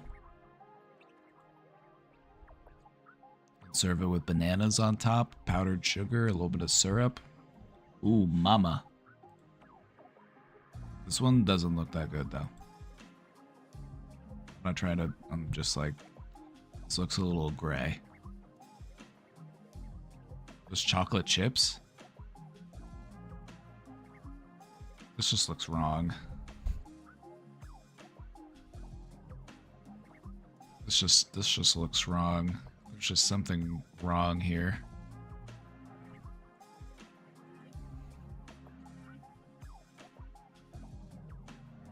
Now this looks good. This is the kind of stuff that they would serve at like a restaurant, you know?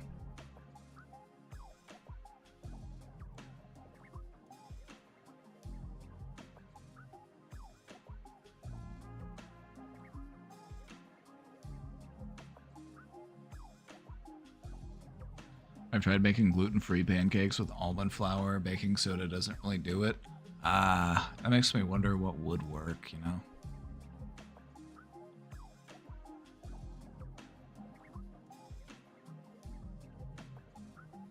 Bread and butter are my bread and butter.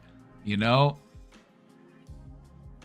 bread and butter will hit entirely differently when you bake your own loaf of bread and then eat it hot out of the oven with a little bit of butter. It's like, I didn't realize bread and butter could be this good.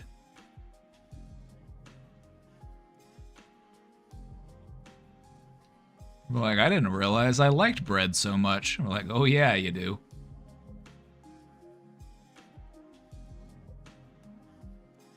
Fresh sourdough hits. Oh, I'm making a sourdough starter is something that I've been needing to do for months. I like to bake bread. And I've always wanted to do sourdough, but I haven't gotten one started yet.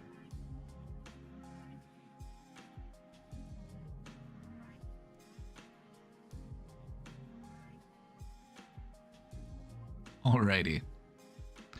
We got a question in the box, and this is the most up-to-date question in the box, so if you do have a question, feel free to drop it in the box,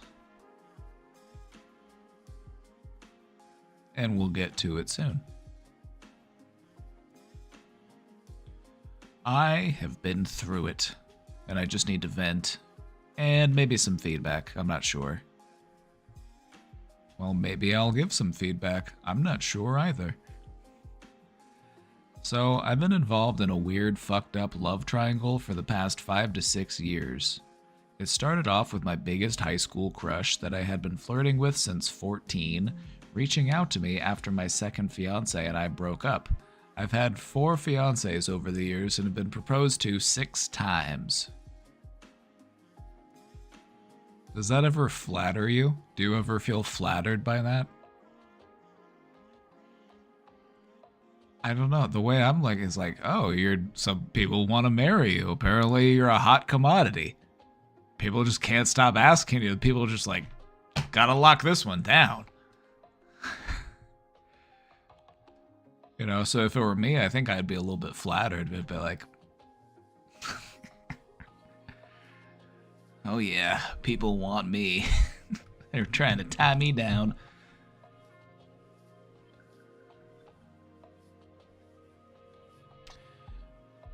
He let me know he was getting deployed in 6 months and wanted to hang out because he missed our friendship.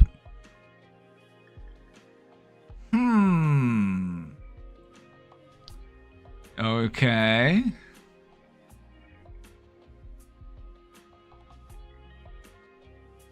I already know where this is going.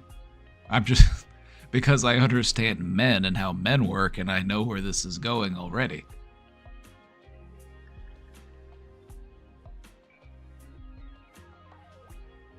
I know where this is going already.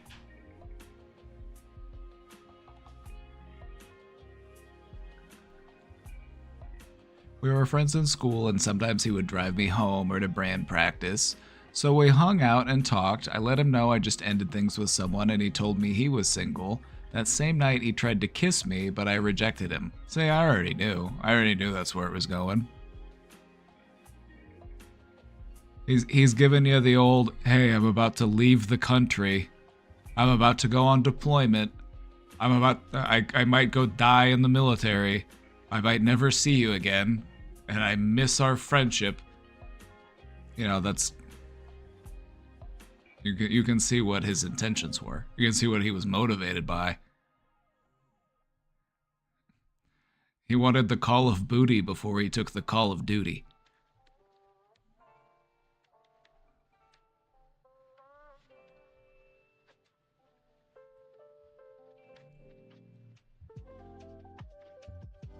Later, we hung out again a week or so later, and he tried to kiss me again.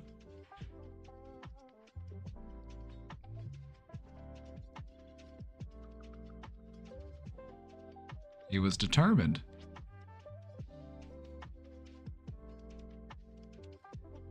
He tried to kiss me again, but this time I let him, and we went further. We started casually hooking up and talking every day.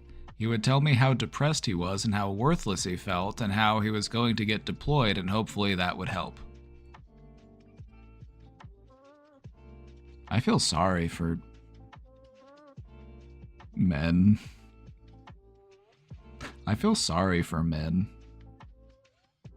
You know, we have so many men who just feel fucked up, isolated, and alone, and they're like, I don't know, maybe joining the military is what I need. I'm like, no! That's the last thing you need. The last thing you need. You know what would help me with my depression? Firearms. Getting yelled at by, my sergeants. Combat. Patrol routes. That would really cheer me up. Eating MREs.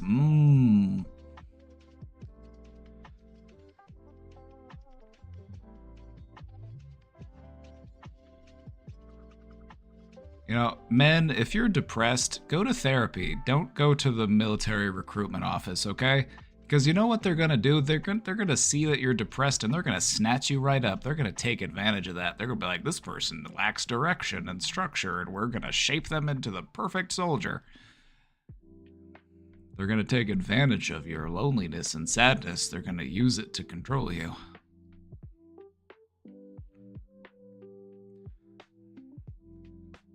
He would always talk about how he felt like he's done nothing with his life because in the military he was always doing paperwork versus a guy from our high school that just joined that has already been stationed out at several different countries, and he helped him get into their branch.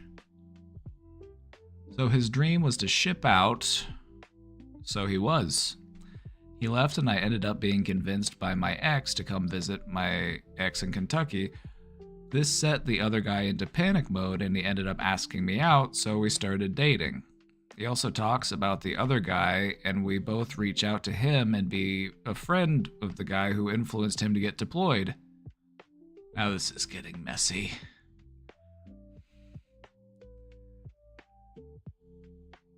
Months later, we're in love, and he comes to visit me after getting stationed in another country. He proposes, and I say yes. The other guy ends up liking me and flirting with me, and I'm just saying, within the context of somebody being in a military deployment and just being a young adult, you might feel that pressure to just be like, yes, or just like to make a proposal.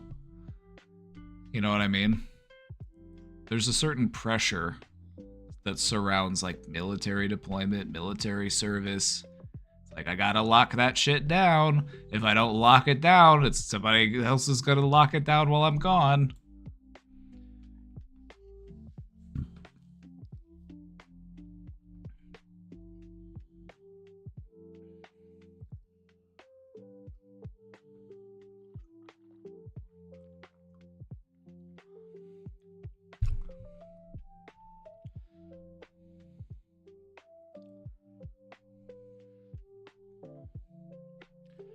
The other guy ends up liking me and flirting with me, admitting he had a crush on me when we first met at 15, but while I stay friendly, I friend zone him.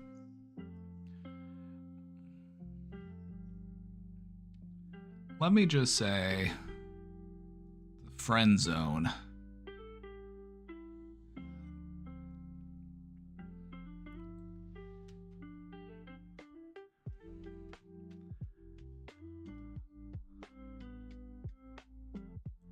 A lot of men don't respect platonic relationships like that. They, you know, they'll, like, some men will be patient. Some men will be, they'll be like, this is just all part of the plan. It might take 10 years of committed friendship, but finally one day she will see that I'm the one for her. You know what I mean? Like, people will, never underestimate just how desperate some men can be. Never underestimate a man's desperation.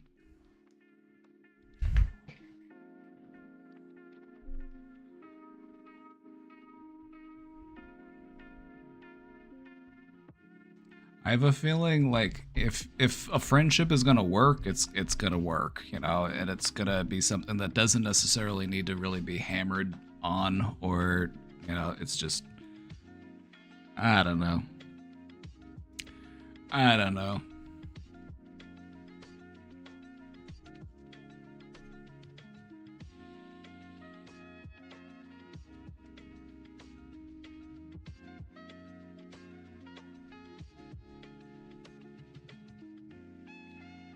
My fiance eventually catches wind and tells me to stop talking to him, so I do.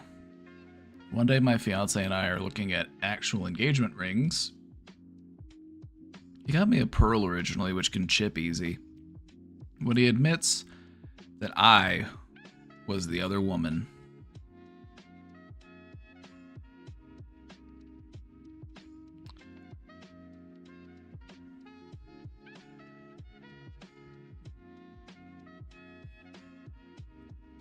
You know, good thing you found this out before you got married.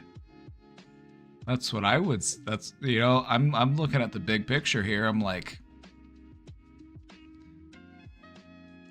when somebody lets you know something like that, just be glad you're not legally bound together.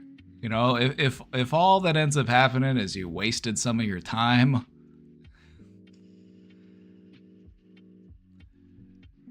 you know, just be glad that there weren't more strings attached.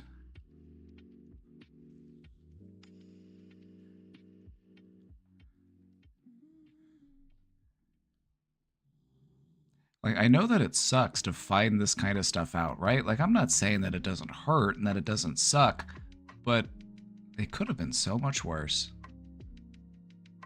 Imagine having to go through a divorce. Imagine finding this out after you're married. You know what I mean? Just imagine the level of just anguish.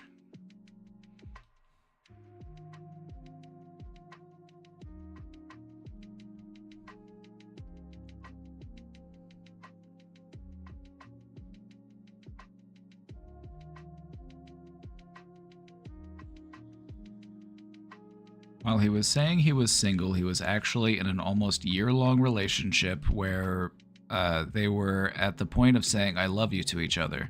Not only was he with her, but also slept with another girl from our high school that had my same last name and sexted him while we were dating.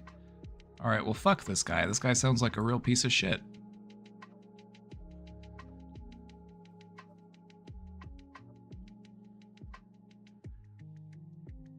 There's a reason. Okay, I'm just gonna say this. I'm just gonna say it. I'm just gonna put it out there. There's a reason why a lot of women will say, "Oh, I dated a Marine once."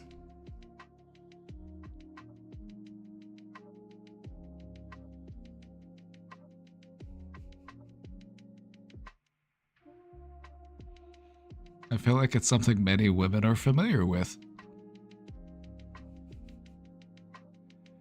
I'm just realizing that, oh yeah, okay, yeah, this just isn't for me. I need somebody who's a little less ooh-rah. You know, I need somebody with, you know, a testosterone level that's a little bit more manageable. I'd be like, hey, you want to see how many pull-ups I can do?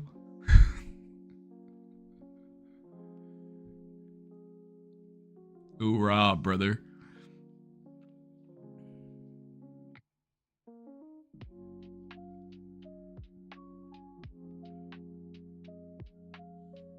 As long as you give them a steady supply of crayons to eat, they're fine, right? But crayons can be, you know, that adds up, especially if you need the name brand, you know. Nobody likes Rose Art.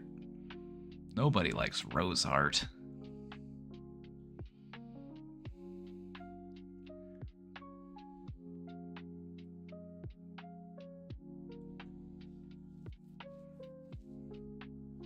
He was literally not even that kind of guy. Also, it was Navy, so close enough.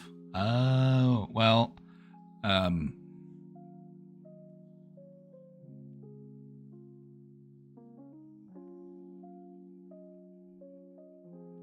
mean, you got to remember that he's still like a cheater and a liar and a manipulator. So like he kind of is that kind of guy, but I would just say maybe he's, you know,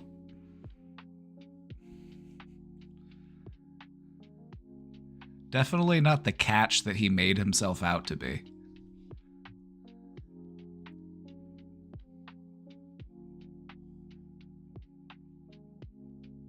I gave my brother-in-law the Crayola fruit snacks. He's in the Marines.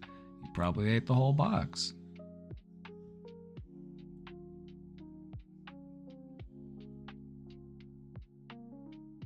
Probably ate the whole box like a big boy.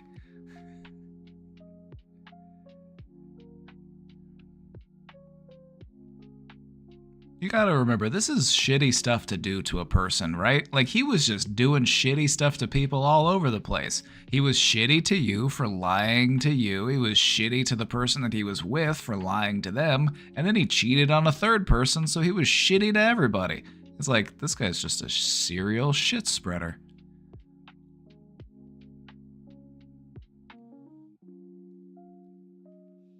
Like, does he view people as people? Like, what's going on upstairs, brother?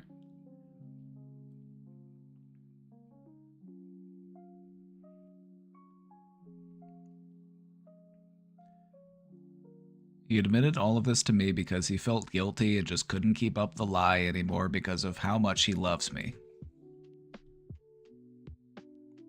I'm sure he was thinking about how much he loved you when he cheated on you. I'm sure that was the first thing he was thinking about, was like, oh yeah, I really love the person that I'm not having sex with right now.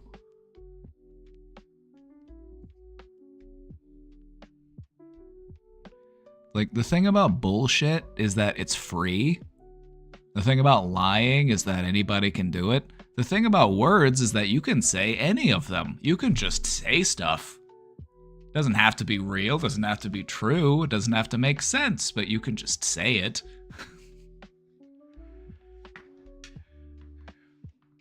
And so he was just saying words to you. He was saying words to you that meant that he got to do the unga bunga. A lot of men are very motivated by the unga bunga, you know what I mean? A lot of men, that's what they're after. They just want the unga bunga. And they'll say whatever it takes to get there.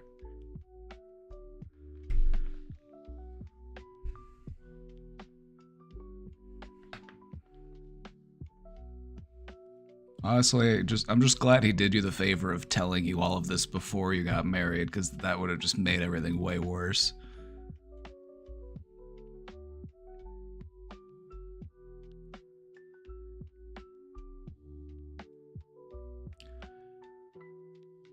It broke me and we broke up.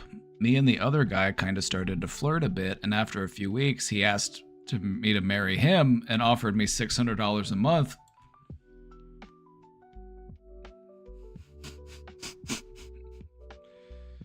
What? I'm gonna pay you. I'm gonna marry you, I'm gonna pay you, I'm gonna give you $600 a month. Like, what? For what? Just cuz? And he said we could divorce whenever I want if I wanted to. This is such a what? What? What? Okay, do military men just like really want to be able to like talk about the fact that they have a wife back home?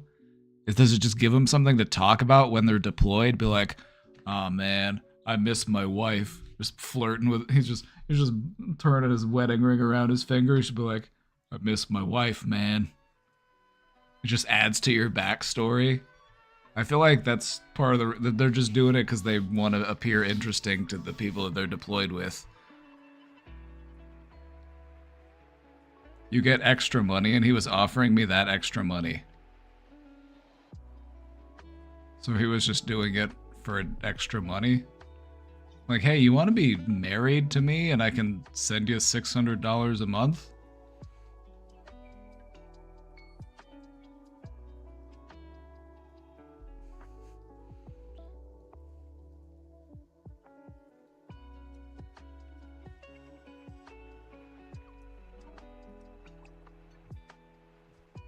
Yeah, that's kind of a weird arrangement, and that's also kind of like really rushing into things, so that's kind of weird. Like, where's the, I don't know, the logic here is just... The jump in military benefits from single to married is large enough people get married just for that. Oh, so he was doing it for benefits. He wasn't doing it necessarily for just your benefit. He was doing it for his benefit as well. And that makes sense why you were getting asked all the time by these military men to marry you. Like, okay, that makes sense now.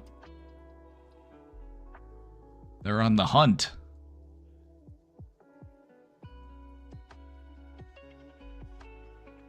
He said he was both because he really liked me. Well, I mean, who doesn't?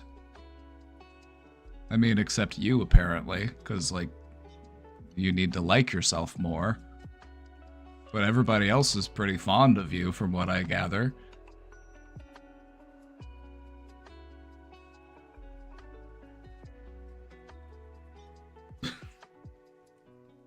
I'm sorry. I'm joking around a little bit. I'm joking. I feel like we've known each other long enough. I can joke a little bit.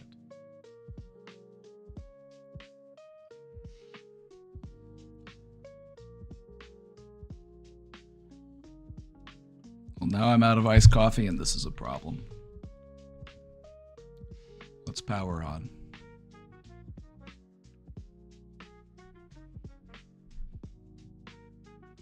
Let's see, where were we?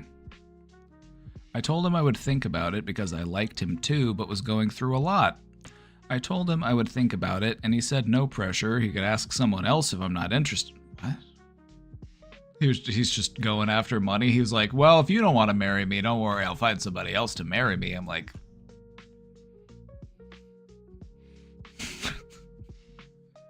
Military brain.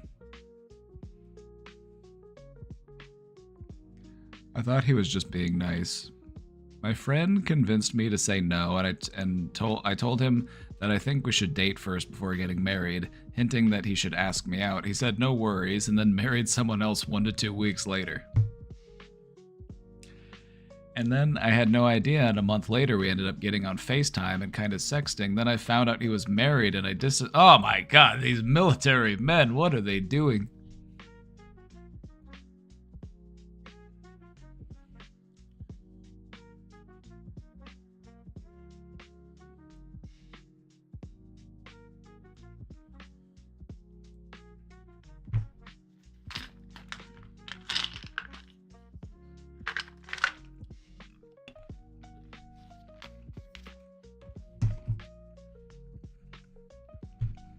I need to take an antacid.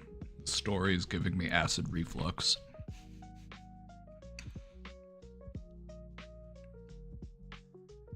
He would message me about how much he hated his wife and regretted marrying her, and told me if I told him to divorce her, he would in a second.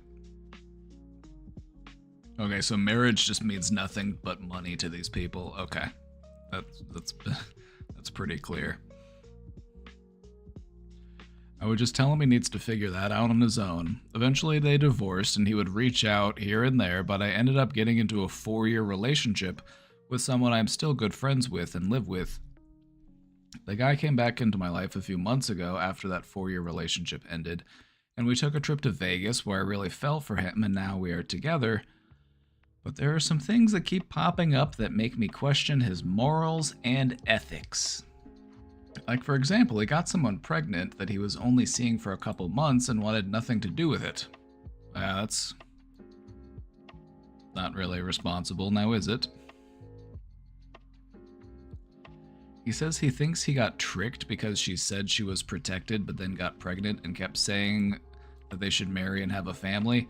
Like, regardless of what, you know, it's still your responsibility. That's a side effect of having sex. Children.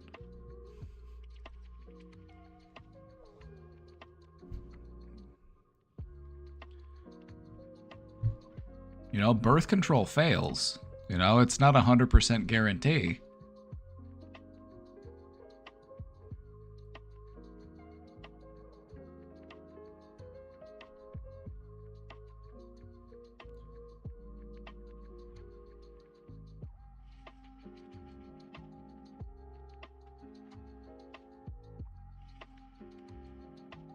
Like, regardless of like what was said or what you believe, it's like there is a living human being here. This is your child. This is your offspring.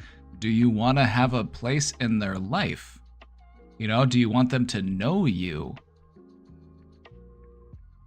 Regardless of the circumstances of their conception, this is your child.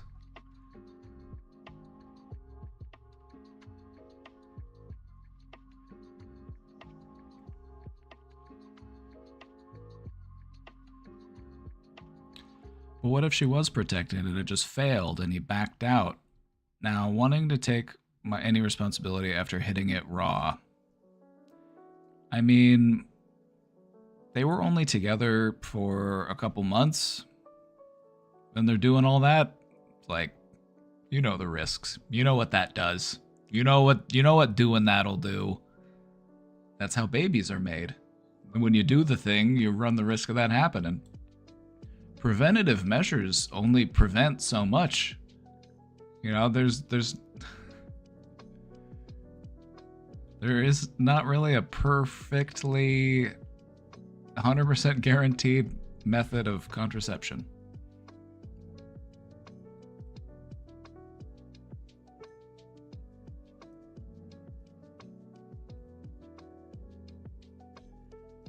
It kind of fucking bothers me, and it kind of should, to be honest, because there's a kid who doesn't have a parent now because of that, and that means something, that matters.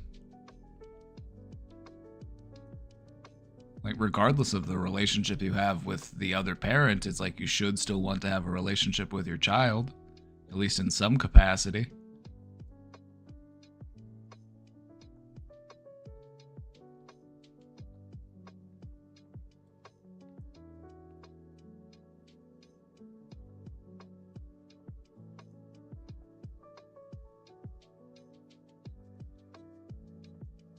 Kind of fucking bothers me, and I feel for the girl, and it makes me kind of not trust him even though he says he wants a family with me.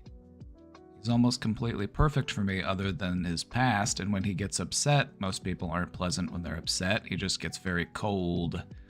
Maybe I'm just too worried that he's a bad person because he has a bad past, and I'm still hurting over my ex and I'm being too emotional. Now the thing is all of those things could be true, and they all could be true at the same time. She miscarried after 2 months.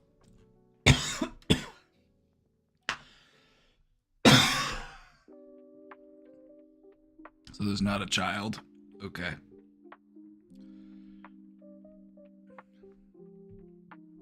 was gonna say that would be a very different story.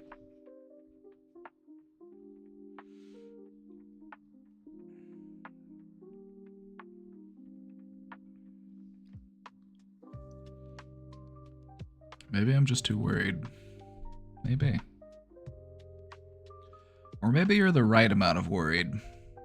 Maybe you're the right amount of worried and you're not getting the, you know, reassurance that you need.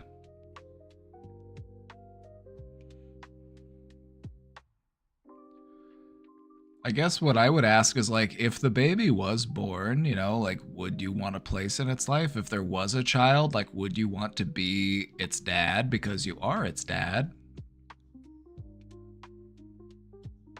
Or would you just not be there at all? I'm like, that would be, and I know that's like a hypothetical, but still, it's like,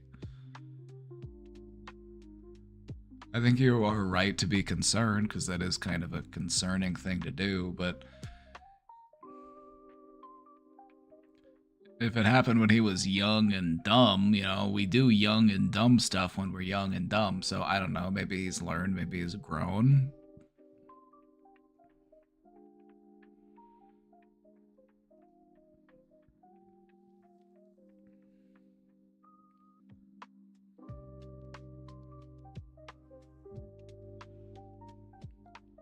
Also, one of my high school friends that I recently reconnected with told me he was disappointed in me for sticking it out with my current guy because of some stuff that happened and because in middle school, high school, he was kind of a bully to my friend. And he said he's worried but doesn't want to overstep since he isn't in the relationship. Is he trying to get with you now too? Like, hot damn, Gemaru, you're a hot commodity. You got all sorts of suitors. Like, is this guy trying to get with you now, too? Is he like, hey, your current boyfriend sucks?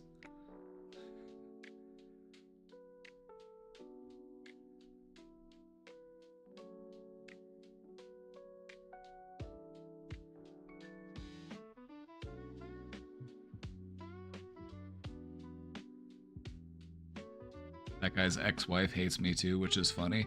Why would anybody hate Gemaru? That doesn't make any sense.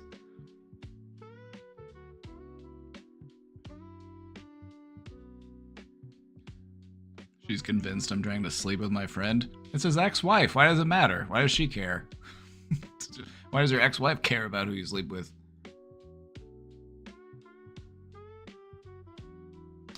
I don't know. I feel like maybe we need to find somebody that we just didn't go to school with. Maybe we need to meet somebody as an adult and we don't have, you know, all of this history in the way.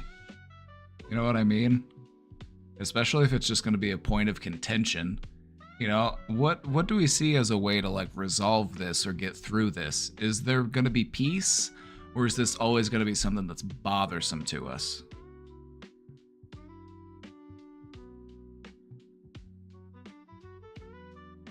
I feel like we need to not be so entangled with people that we went to middle school, high school with. It's like, that's just, you're going to be dealing with like old ass grudges and like teenage drama stuff. It's just like, we ain't got time for that.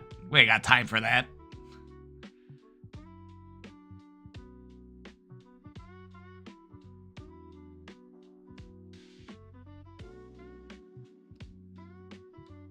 I mean, maybe, but the history is what makes the connection. Otherwise, I feel like I don't connect well with people. You see, now that is what you should really work on. Connecting with new people. Connecting with new people. So that you don't feel like you're stuck with just the people that you connected with earlier in life. You know what I mean? That way you don't have to deal with all of this old drama that dates back to high school and middle school. It's like, it's okay to free yourself of that. Oh, I do connect with them, it's just not as strong. It's because it takes time for a connection to grow strong. You know what I mean? It takes time for it to build. That's to be expected. God, have I almost reached the end of my chapstick? Uh-oh.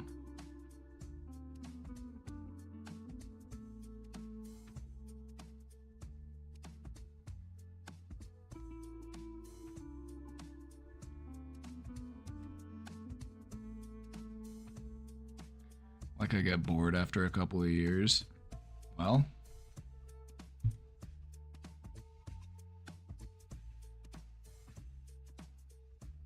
How the fuck did you apply that? The chapstick? I've been told that the way that I apply chapstick is one of the giveaways that I'm a straight man. You know, if I was trying to go undercover, that would be one of the things that gave me away. If I ever had to put on chapstick in front of them, they'd be like, they'd clock me.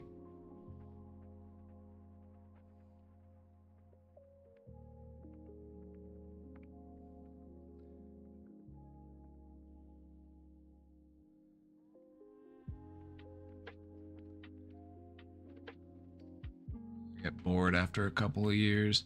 You know, is that on us or is that on them? You know, is it because the people that we're with are boring or are we boring?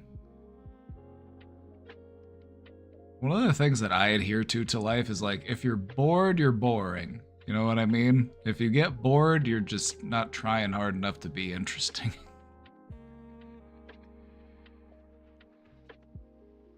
You're upset? She's upset because of the way I applied my chapstick, but if you two want to talk about it amongst yourselves, by all means.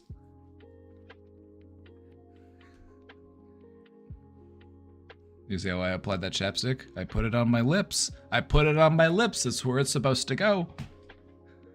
It got to the desired location.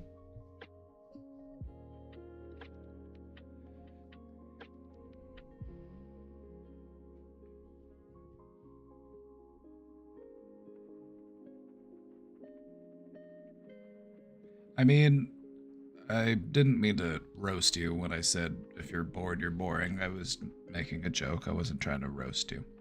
I just want to say that, you know, sometimes you reach a natural end point for a relationship. Whatever you make a friend, there's no guarantee that that friendship is going to persist indefinitely. You've got many people that you have outgrown, or maybe your life just carried you in different directions, and that's totally fine. But that shouldn't stop you from meeting new people in your current stage of life. You know, you want to consistently be meeting and engaging and growing closer to people. Because that's what it's all about, you know what I mean?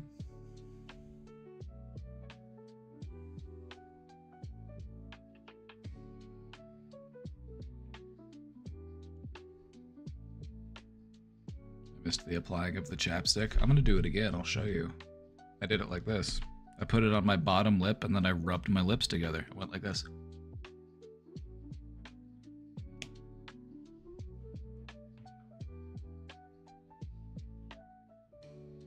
Am I supposed to do like this? What do you want me to do? You want me to do it like this?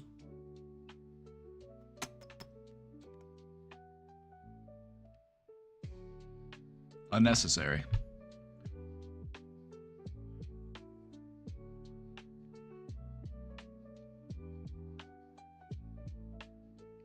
Jimaru, what does your heart tell you? Do you believe in your heart that this is a good person?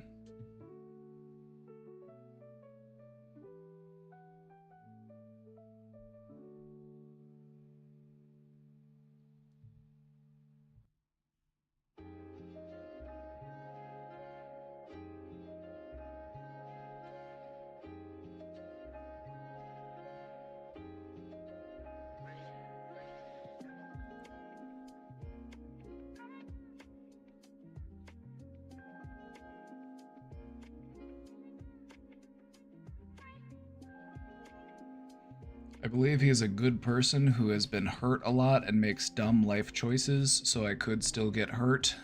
You know, and I feel like for most cases, that's the best you can ask for. You know, perfection isn't really a thing. What you want to find is somebody who has a growth mindset. You know, they're okay with accepting accountability. They're okay with recognizing their areas for growth, you know, and then they actually commit to making those changes. They're not just promising you that they'll learn or that they'll grow or that they'll do better next time. They actually follow through.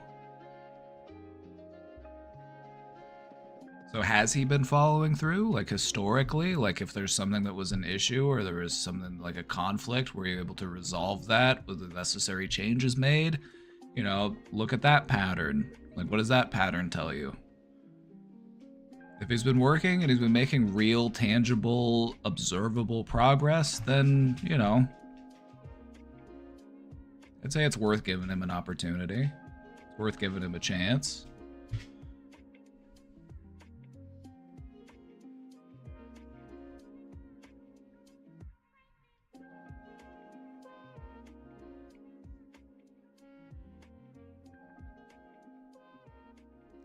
It's Saturday night. I'm at my parents' house. I'm not exactly where I want to be in life. Feeling so hopeless and anxious. Feels like I can't relate to anyone at all. I wonder if there's someone just like me out there. And not only is there someone like you out there, now don't get me wrong, there's probably not someone who's exactly like you. Unless you had a identical twin or something. But there are going to be people who come really, really close. They definitely are out there. I can say that with absolute certainty. None of us are as unique as we like to think we are. There's definitely people out there who are like you. And one of the challenges of life is finding those people. And that's why when you do find those people, you hold on tight. You don't let them go.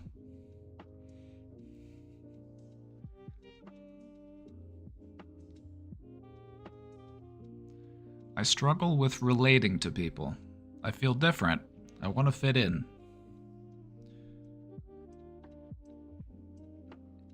You're never going to fit in with everybody. People are just too varied, too diverse, too different. There are just going to be some people who, and I'm not saying there's anything wrong with the way that they live their life or what they like to do, but it just might not be your thing.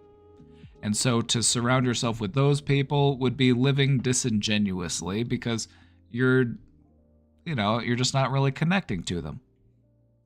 So nobody fits in 100% of places.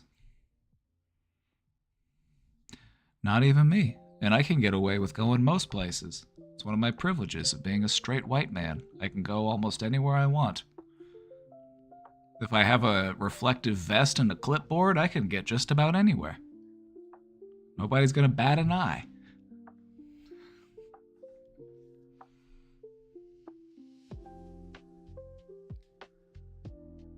I think what's important is feeling understood, feeling seen, feeling validated. And we want people in our life that can do that can provide that for us, so that we don't feel so alone and so disconnected in life.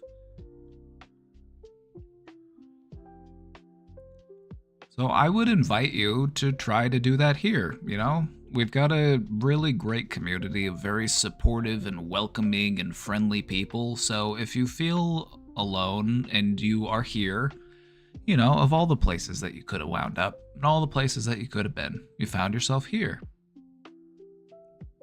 Did that happen for a reason? I don't know. Maybe. Give it a try.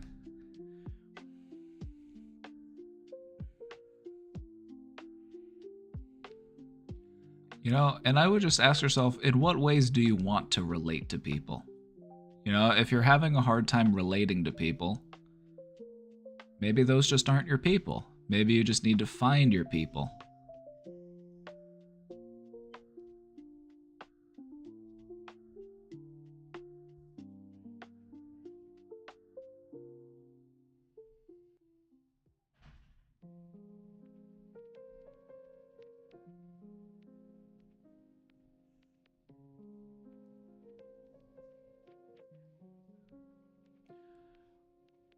I also want to remind you that a lot of what goes into this, feeling accepted, feeling like we belong, where does that start? Where does that begin with? Not me. Me. No, you. It starts internally. It starts inside you. If you genuinely and truly accept yourself as you are, that doesn't mean you have to like yourself. That doesn't mean that you don't have room for growth or room for improvement. We've all got room for improvement. Nobody's perfect. But we still accept ourselves as we are. We don't resist what is real. We accept what is here and we know what is true.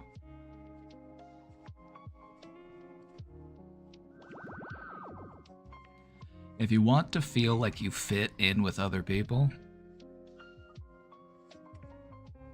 try fitting in with yourself first, You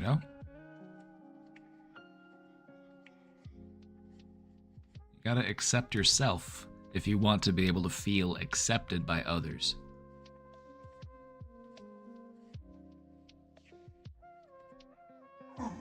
Atticus, do you need to go outside? Need a potty break?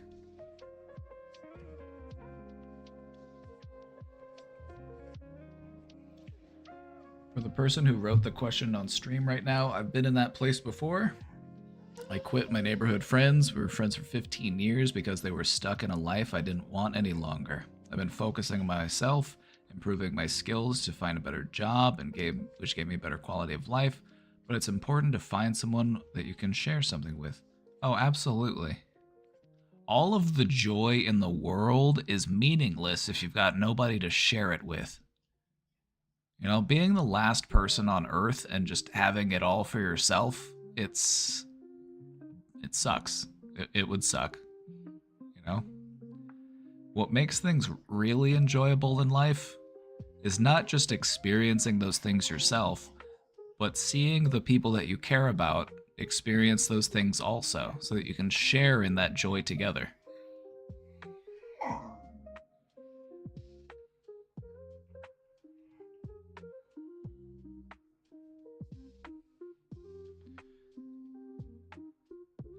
Oh, Atticus, it's only 4 o'clock. It's not dinner time yet. You want to go outside, mister? Let me see how long this next question is. Not too long. Oh, can you hear him? Can you hear him grumbling back there? All right, I'll come back and I'll take this question here in just a second. Atticus needs to go outside. Atticus is grumbling at me. He needs to go potty, so...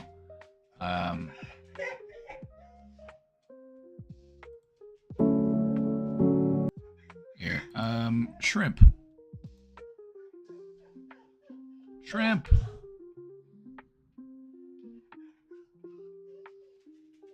I'll be right back. I gotta go let the dog out. Be right back.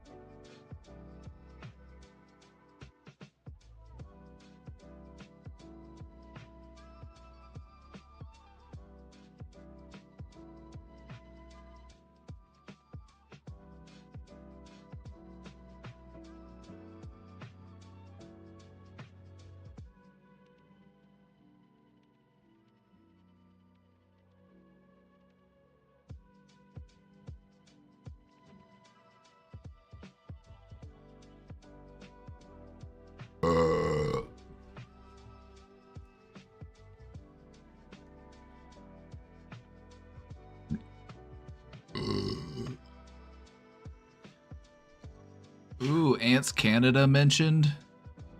Ants Canada mentioned. I love Ants Canada.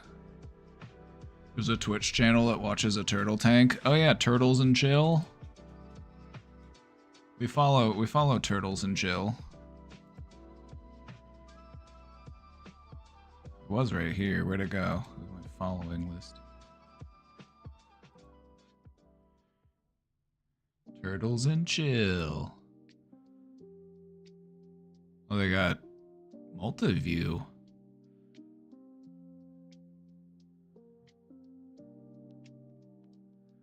Nice burp, bro. It was okay. I could do better. If I'm being honest, I could have done better. I just followed them. I love this. Oh yeah, if you like turtles, this is a nice like ambient background stream. It's Turtles and Chill.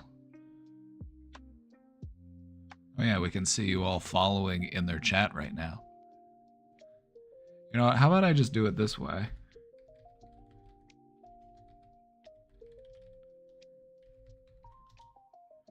I'll just shout them out in chat, and then anybody can follow whoever wants to follow. We'll do it that way.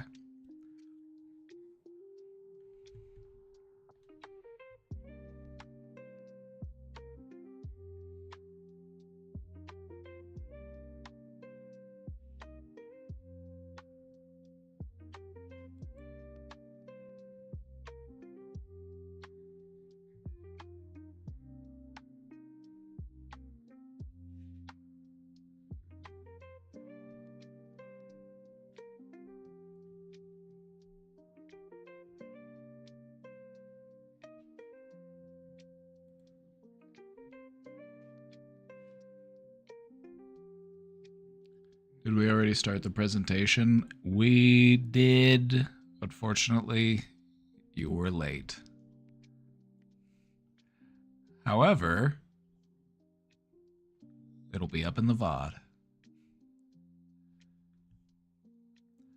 It was a fun presentation. I enjoyed it. I was trying to make one that was, you know, productive, fun, helpful.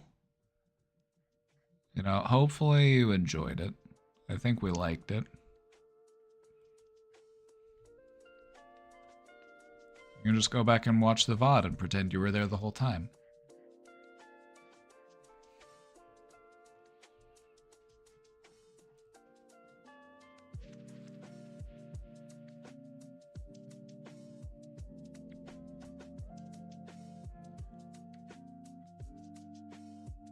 You know, the slides were pretty good. Do you want a copy of the slides?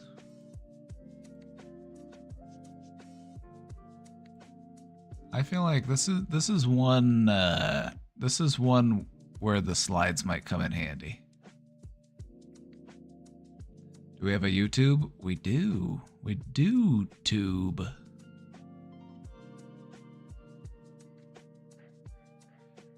I'm gonna download these slides and I'm gonna post them on the Discord for you.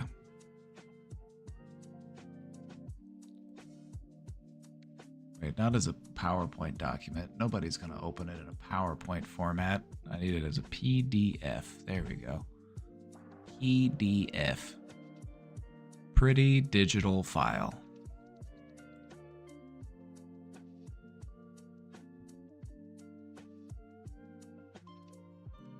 We do have a YouTube. Mostly I use my YouTube channel to upload my VOD archives. Because Twitch only saves my VODs for so long. It was worse when I wasn't a partner, actually. Before I hit Twitch Partner, because whenever you hit Twitch Partner, they save your VODs for longer. They save them for like a few months instead of just a few weeks. Whenever you're just an affiliate, they only save your VOD for like 2 weeks. But if you go to my YouTube channel and you go to the live tab, like boom, hours and hours and hours and hours and hours and hours and hours and hours and hours and hours. I really have been on that grind, haven't I? So there's a whole backlog here. Shout out to the one person who's watching us on YouTube right now.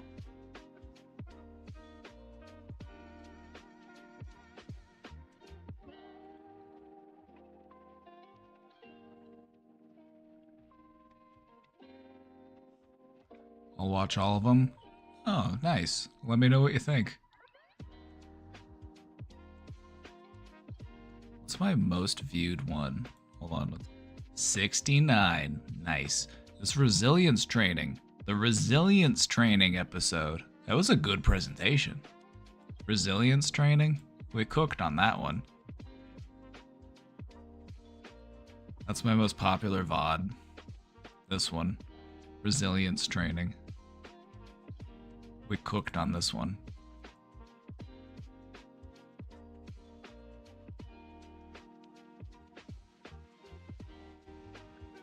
This one I'm pretty proud of.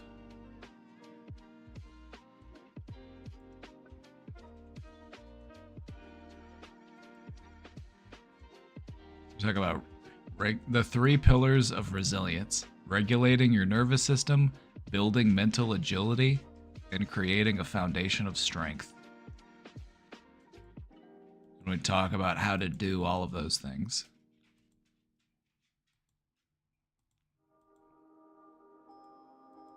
This is a good one. We cooked on this one. This one's probably already in the Discord. What I do when I have slides that are like useful, or normally if people ask for them, I'll post them here in the Discord.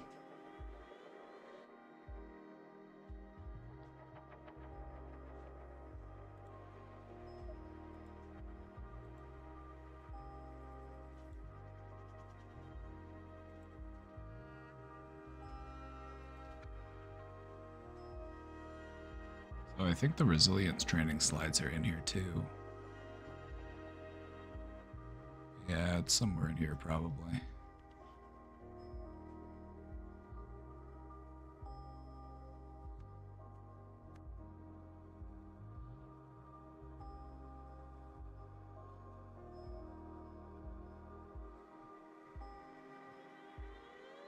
Anyway. You say we cooked on this one every time, I noticed? That's because I'm always cooking. You gotta recognize when you have cooked. Now that being said, there are some presentations that definitely need revision. You just might not have noticed it yet. You might not have been around long enough to catch one of those. Like if I went back to one of my early presentations, because I'll do that from time to time. We'll go back and we'll go through one of the early presentations and I'll be like, what the fuck was I thinking? I could have done this way better.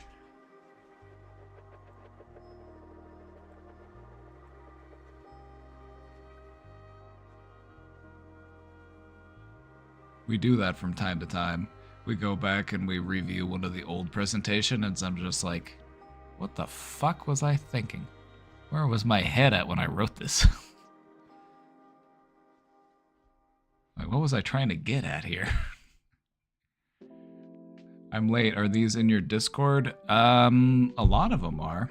Not all of them, but many of them are. If you're looking for them in the Discord, they're all gonna be in the Show Talk channel. You might have to like use the Discord search function to search that channel. Otherwise, you might have to do a lot of scrolling.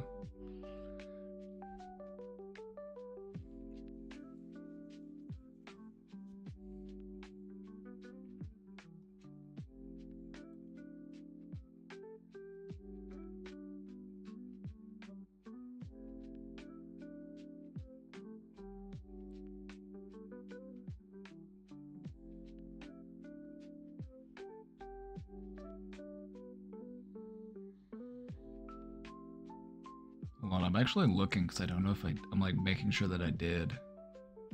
Like, did I?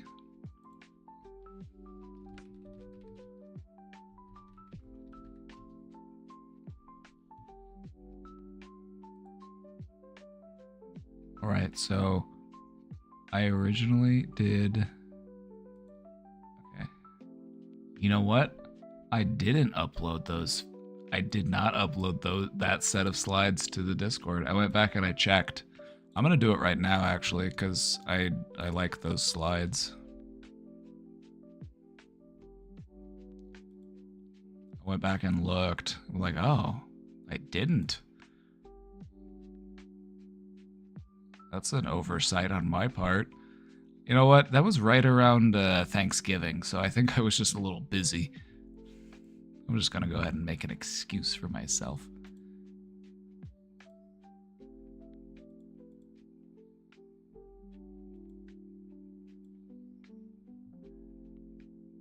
What I need to do is I need to make a thread within this channel so that I can have them all there. Anyway, I uploaded it. I uploaded it here in case you want it, because this one is really good. I really like this one. This one's got some great information, some very helpful tips.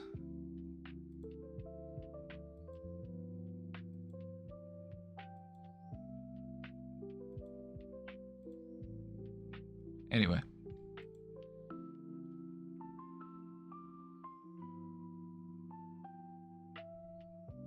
I spent the first week of January listening to you, and I've had the best mental health month in over a year. Stop, my ego can only get so big. It's also helping me to set measurable and attainable goals at work for me and my team. Glad to hear it. Glad to hear it.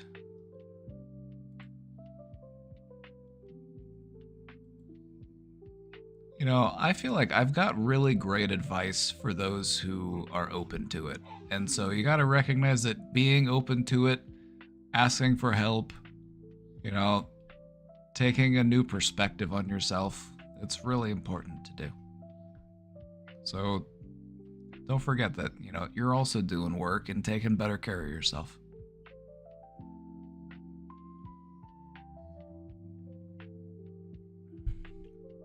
We haven't done the more specific generational trauma presentation yet. Oh, you're right. That is one to do. Let's make a note of that. I'm going to make a note real quick.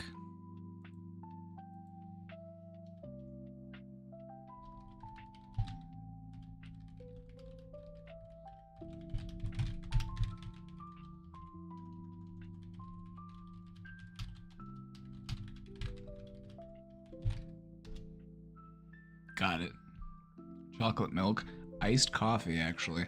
I got another iced coffee. I know I shouldn't have, but I did it anyway.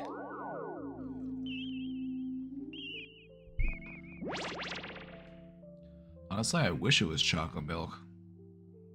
A big glass of chocolate milk. That sounds pretty good, actually. But no, it's iced coffee. I mean, it's not even, there's no ice in it, it's just cold coffee. I didn't feel like putting ice cubes in it because it's cold enough. I got it out of the fridge.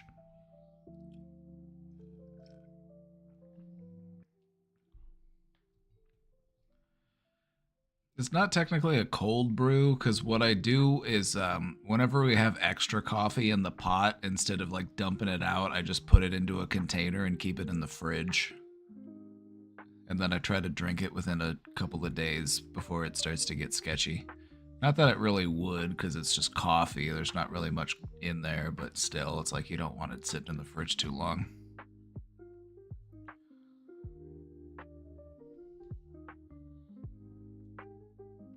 Dutch Bros mixes espresso with chocolate milk. You know, that sounds like a mocha.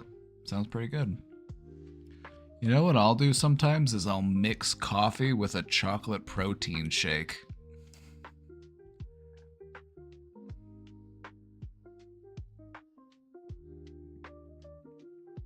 I love a mocha. If I'm doing like a latte, a mocha is my go-to. I love chocolate and coffee.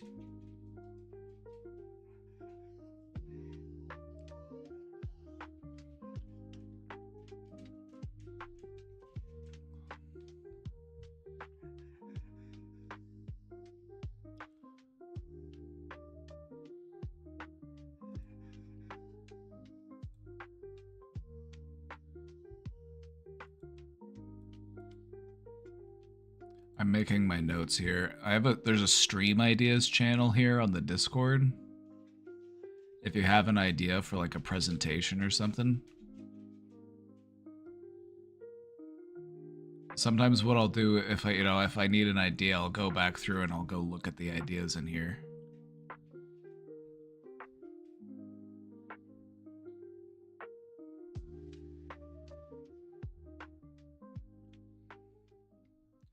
Which reminds me, there's a lot of things I still need to cover. There's still so much to talk about.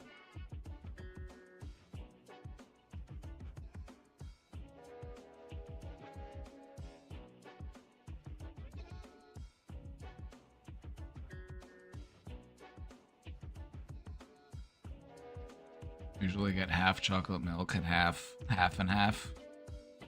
So you've got a half, and then you've got two halves. So you've got two halves and a half and a half. You got 3 halves in your cup. How does that make sense?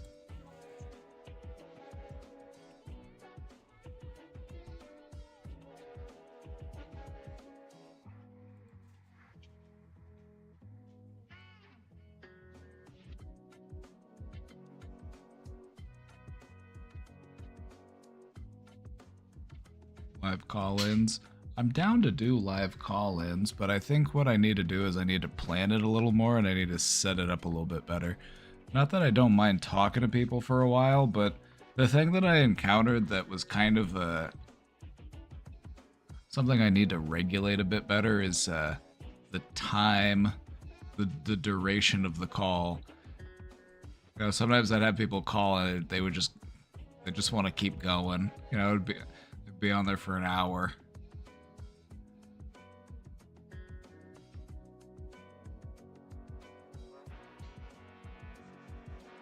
So I think if we were to do it, I think we would want to try to, you know, set a time limit, like a soft time limit, you know, 10 minutes or so. Just so that it gives more people time to get their calls in, you know what I mean? Not that I don't mind talking to somebody for an hour, like that's not what it is. It's just that I want the other people who might have questions or things that they want to talk about to have that opportunity. Did you see a dog? Oh, there's a dog right here. I'm actually petting him right now. I'm petting him as we speak. It's my beagle boy. Oh, there he is. Well, let's see. Atticus? He's wagging that tail. Atticus? Hey, buddy.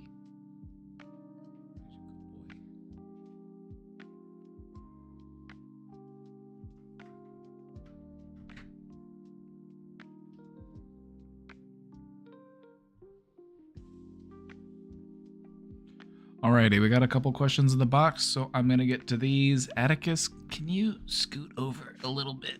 You're pushing my green screen. Thank you, that's perfect. I can still pet you, but you're not folding up the green screen.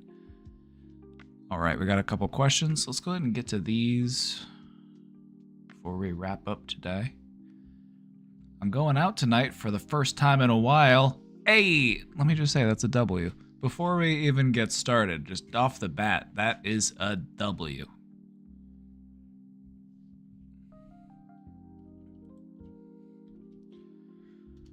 I remember all the times he's knocked it over completely. He's done that a few times.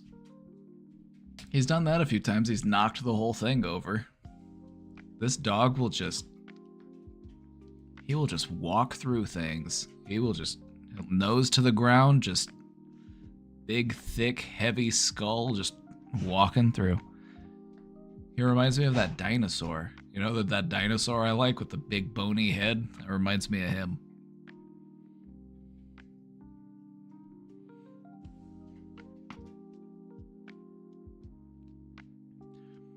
I'm going out tonight for the first time in a while, and I really want to meet new people, but I'm bad at breaking the ice, and usually just end up staying with people I know. I feel like I'm good at conversation, but I always feel like my brain just tells me not to talk to strangers, and my brain just comes up blank. I just want to remind you that a stranger is just a friend you haven't met yet. I also feel a lot of pressure to not cause anyone to be uncomfortable and sort of justify not talking to to people myself by saying it's better I don't. Any tips? You know, if you're going to be out in public, having people talk to you is one of the that's one of the things that happens when you go out and you spend time around people. So I don't think that you are, as much of a burden or a bother as you might fear that you are. I think that might just be anxiety doing the talking.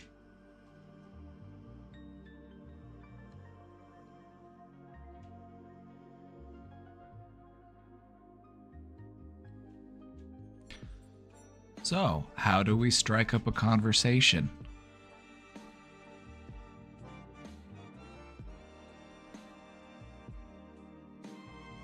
It's easier than they think. First off, okay, let's break it down a little bit. There are different approaches, and you just have to use your senses. You have to observe. You have to see what's going on, and that's how you know what to say. That's how you know how to proceed. What are they wearing? Are they wearing a cool jacket? If so, a good way to start off a conversation is to say, "Hey, nice jacket." Yeah, I've always wanted one like that. That's actually really cool. Where'd you get that from? Just asking somebody about something that they're wearing. In a curious, inquisitive way, like, "Hey, that's cool. I like that. Where'd you get it?"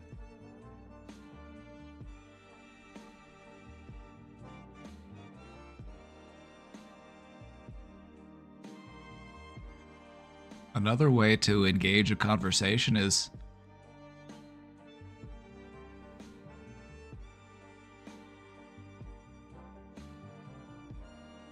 ask them if they're having fun. Ask them if they're having a good time. If it looks like they're having fun, it looks like they're having a good time. "Hey, you guys having fun?" All right, good to hear.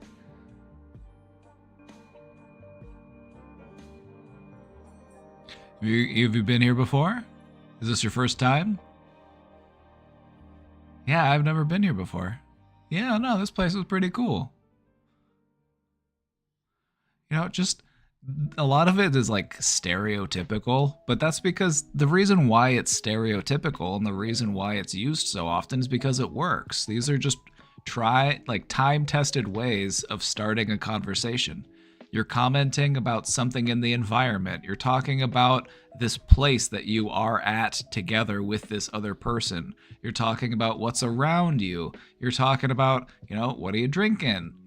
Where'd you get that hat? That kind of stuff. It's just, you're using your knowledge and your understanding of the environment that you're in as a way to engage conversation with this person.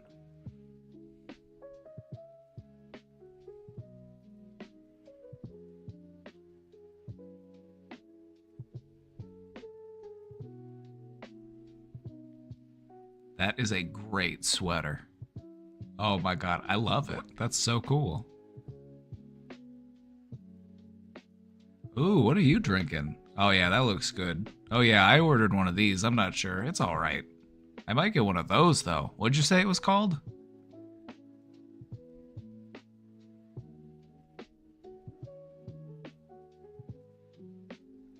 It's really not as hard as you might think it is. Because I think what we do more often than not is we overthink things. And overthinking really is just the biggest mistake that we make when it comes to socializing. Is we're like, am I going to say the right thing? It's like, don't worry so much about saying the perfect thing at the perfect time. Just try to be non-offensive. Just try to be friendly. Just try to be welcoming. That's all you gotta do.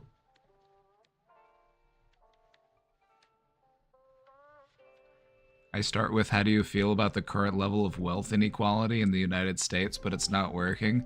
I mean, if it was me, that would work, but I mean, for most normal people, you might want to lead them up to that one first. Like, so, how do you feel about capitalism? Do you feel like it's a main driving force in the uptick in mental illness in the country? Do you ever think about how, human nature just directly goes against the values and the virtues in a capitalistic society? Do you ever think about how the systemic issues that we're dealing with are what are actually making us sick?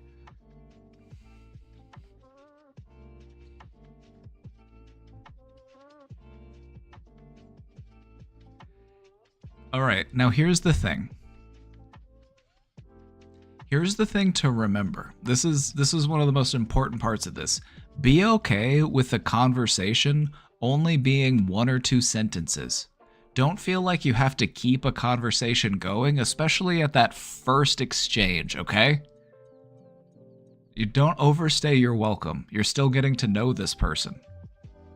So if you see somebody, you're out in public and you're like, "Hey, nice shoes. Very cool. Hey, have a good time. I'll see you around."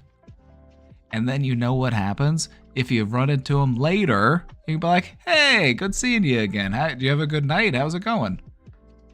You gotta think about it. Think about it for a minute. You want that first conversation you have with somebody that you're trying to get to know better to kind of just be brief and passing, and then you reunite with them later, and then they remember you. "Oh, yeah, you were the guy. Okay, cool. Nice to see you again." That way it doesn't feel like you're coming on too strong. That way it feels more natural. It feels more organic.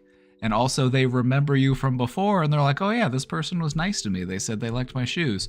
You know, it's invest more in the conversation upon meeting that person again.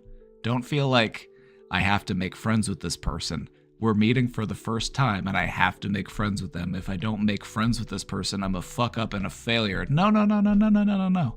You're just planting seeds and you're seeing what grows.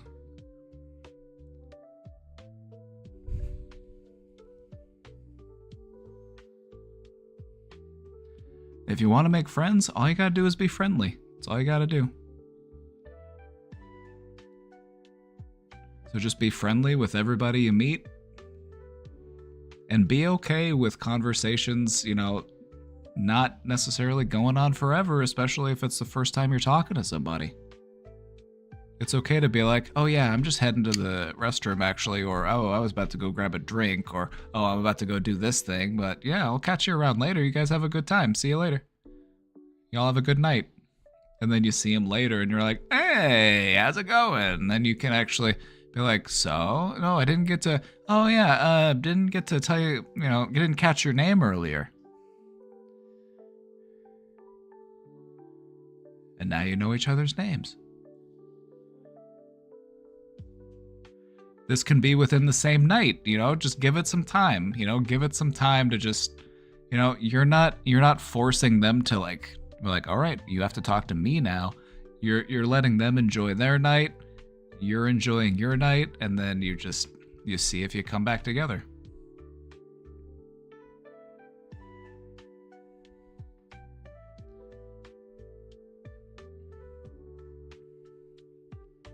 So don't overthink it. Take it slow. Do it organically. Just be friendly. Not gonna lie, I feel like the idea of having to keep the conversation going is a lot of the pressure, so this helps a lot. See, now you get it. A lot of the pressure we have is that feeling of like, okay, I'm talking to this person now, and we have to talk about things, we have to have a conversation, and that's when it feels awkward, that's when it feels forced, that's when we start to get uncertain about what we should say or do. It's like, no, it's okay to just be like, "Hey, buddy, nice to see you. Good shoot. You look, what are you drinking? I love your shirt," that kind of stuff. And then be like, "All right, well, see you around. Have a good one." And then talking to him again later. Like, "Hey, it's you again. Hey, I didn't catch your name last time we talked. Hey, my name's such and such. Good to meet you." Atticus, he's hungry, is what it was. I even gave him a snack. I gave him treats. I let him outside. He's still hungry. Atticus, quit whining. Quit whining, Atticus. I got one more question to do. Can you cool it? Can you cool it for 2 seconds so I can answer this question, Atticus? He's so dramatic. He's so dramatic. Can you hear him? He's such a drama queen. He's so dramatic. Oh my god, Atticus. Don't feel sorry for him. I gave him a hot dog. We went out to the kitchen and I let him outside and we came back in. I gave him a hot dog. Don't feel bad for him. He had snacks. He just wants more food. Because he smells dinner cooking in the crock pot and it's driving him crazy because he wants to eat it. That's why he's whining, is because he smells dinner cooking. And he's like, ooh, is it for me? He's so food obsessed. This dog has one thing on his, well, he has two things on his mind. Eating and barking. And also pissing, so I guess 3.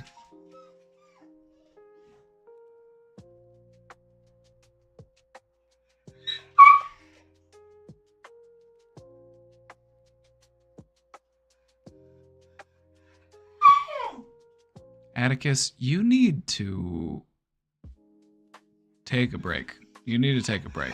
I can't focus. Hold on. Do I need to let you out of here? What do I need to do? Like, what's wrong?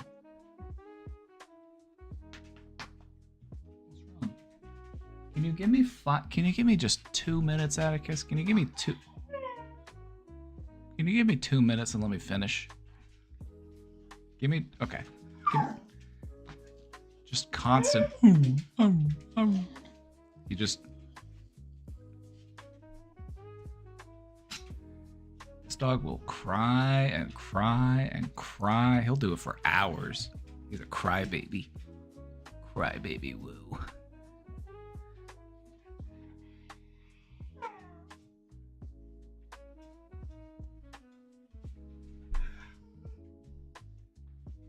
Okay, Atticus, give me 2 minutes. Can you lay down? There's no negotiating with him. It's like negotiating with a temper tantrum toddler. There's no negotiating with him. He's squeaking like a rusty old iron ship. Just creaking like a World War II battleship. Feed the doggo? I did! I gave him snacks. I gave him snacks so that he would calm down and I could finish the last few minutes of my stream in peace, but it wasn't enough. He wants more food. And you know what's gonna happen? Is I'm gonna feed him his nutritionally balanced dinner and he's still gonna want more because he has no self-control. He has no limitations. He would just eat himself sick if given the opportunity, and he hates me for it.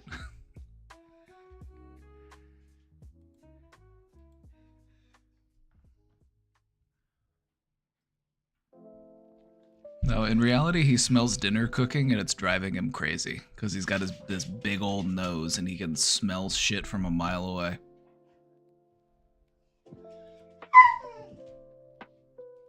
Atticus, let me take this question so that we can wrap up the stream. Thank you very much. I'm getting into self-harm stuff, like, I know, Psycho. Between it, but I don't get, like, first time I did, it was like I was overwhelmed and was not having any other coping mechanisms. Second time I did, emotional level was normal, and third time I did, I was kind of numb, or it was like nothing, but I did it, I don't know why. Like behind my mind, I like doing it, but why? Well, why do people like self-harm? Why do people do it? It's because it gives you endorphins. The reason why people self-harm is because it gives you endorphins. It is your body's response to physical stress or physical pain. It gives you endorphins as a way of making you feel calm and grounded and peaceful. It feels good. It's kind of like that runner's high you get.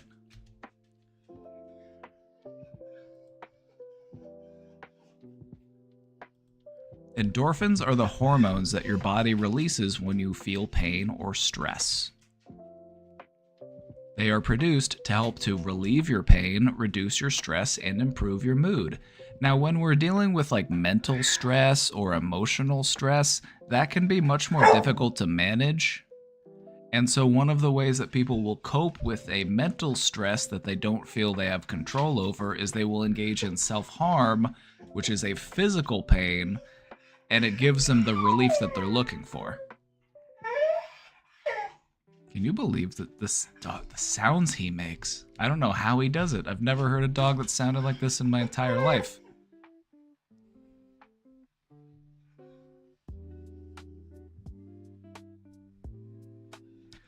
So if you are, I would say if you find yourself self-harming as a way of, regulating your emotions, I would really encourage you to talk to somebody about it. Talk to a professional, talk to a doctor, talk to a nurse, a therapist, talk to somebody about it, because we don't want to continue engaging in those types of behaviors, especially as a way of regulating our emotions. Because what's going to happen is it tends to become more and more self-destructive, and you're going to find yourself, hurting yourself. You're going to find yourself scarred, or, and we don't want that. We don't want that. We want to practice healthier coping skills. You can also get endorphins from non-harmful physical activity. You can get them from exercise. You can get them from, there are other ways that you can stimulate yourself and get that feeling that isn't harmful. They make... Do you have a question, Atticus? Atticus, come here. Come here. Come here. Come here.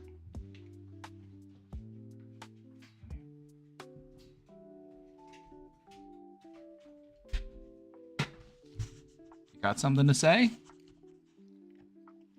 You got something to say? Say it. You got something to say? Say it. Ah!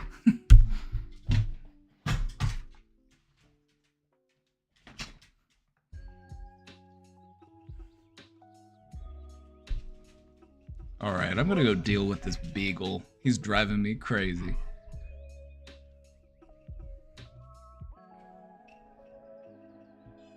We haven't eaten in hours. He hasn't eaten in minutes. I gave him a snack before we came back to the room.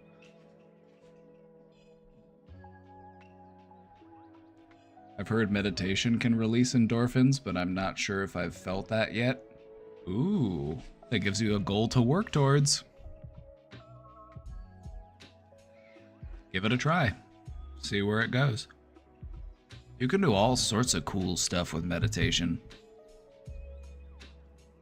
There are even some ways that are a little bit NSFW that I won't really get into. a little not safe for work. Forbidden techniques.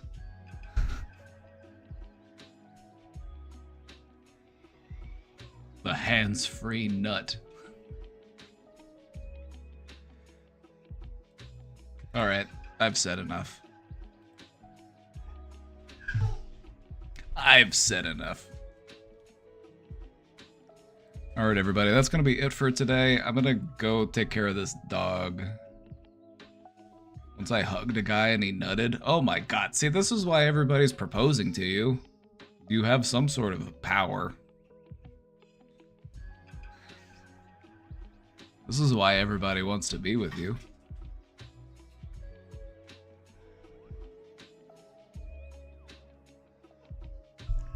Just can't control themselves. Alright, everybody, that's going to be it for me today. I'm going to go take care of these dogs. Hope you'll have a great night. Take good care of yourselves. Show yourself some kindness. Try to have some fun. And we'll see you in the next one. Alright, everybody, have a great night. See you all later. Bye-bye.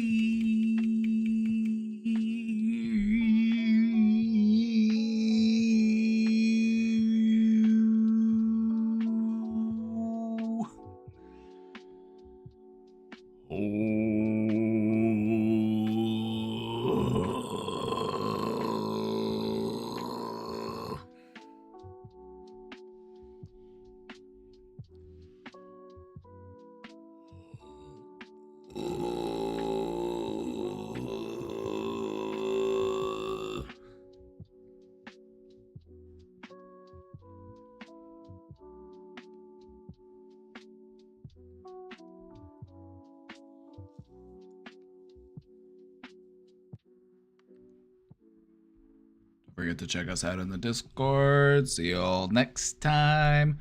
We need a Mongolian throat singing tutorial. You know, I would love to do that. I would love to teach you how to throat sing.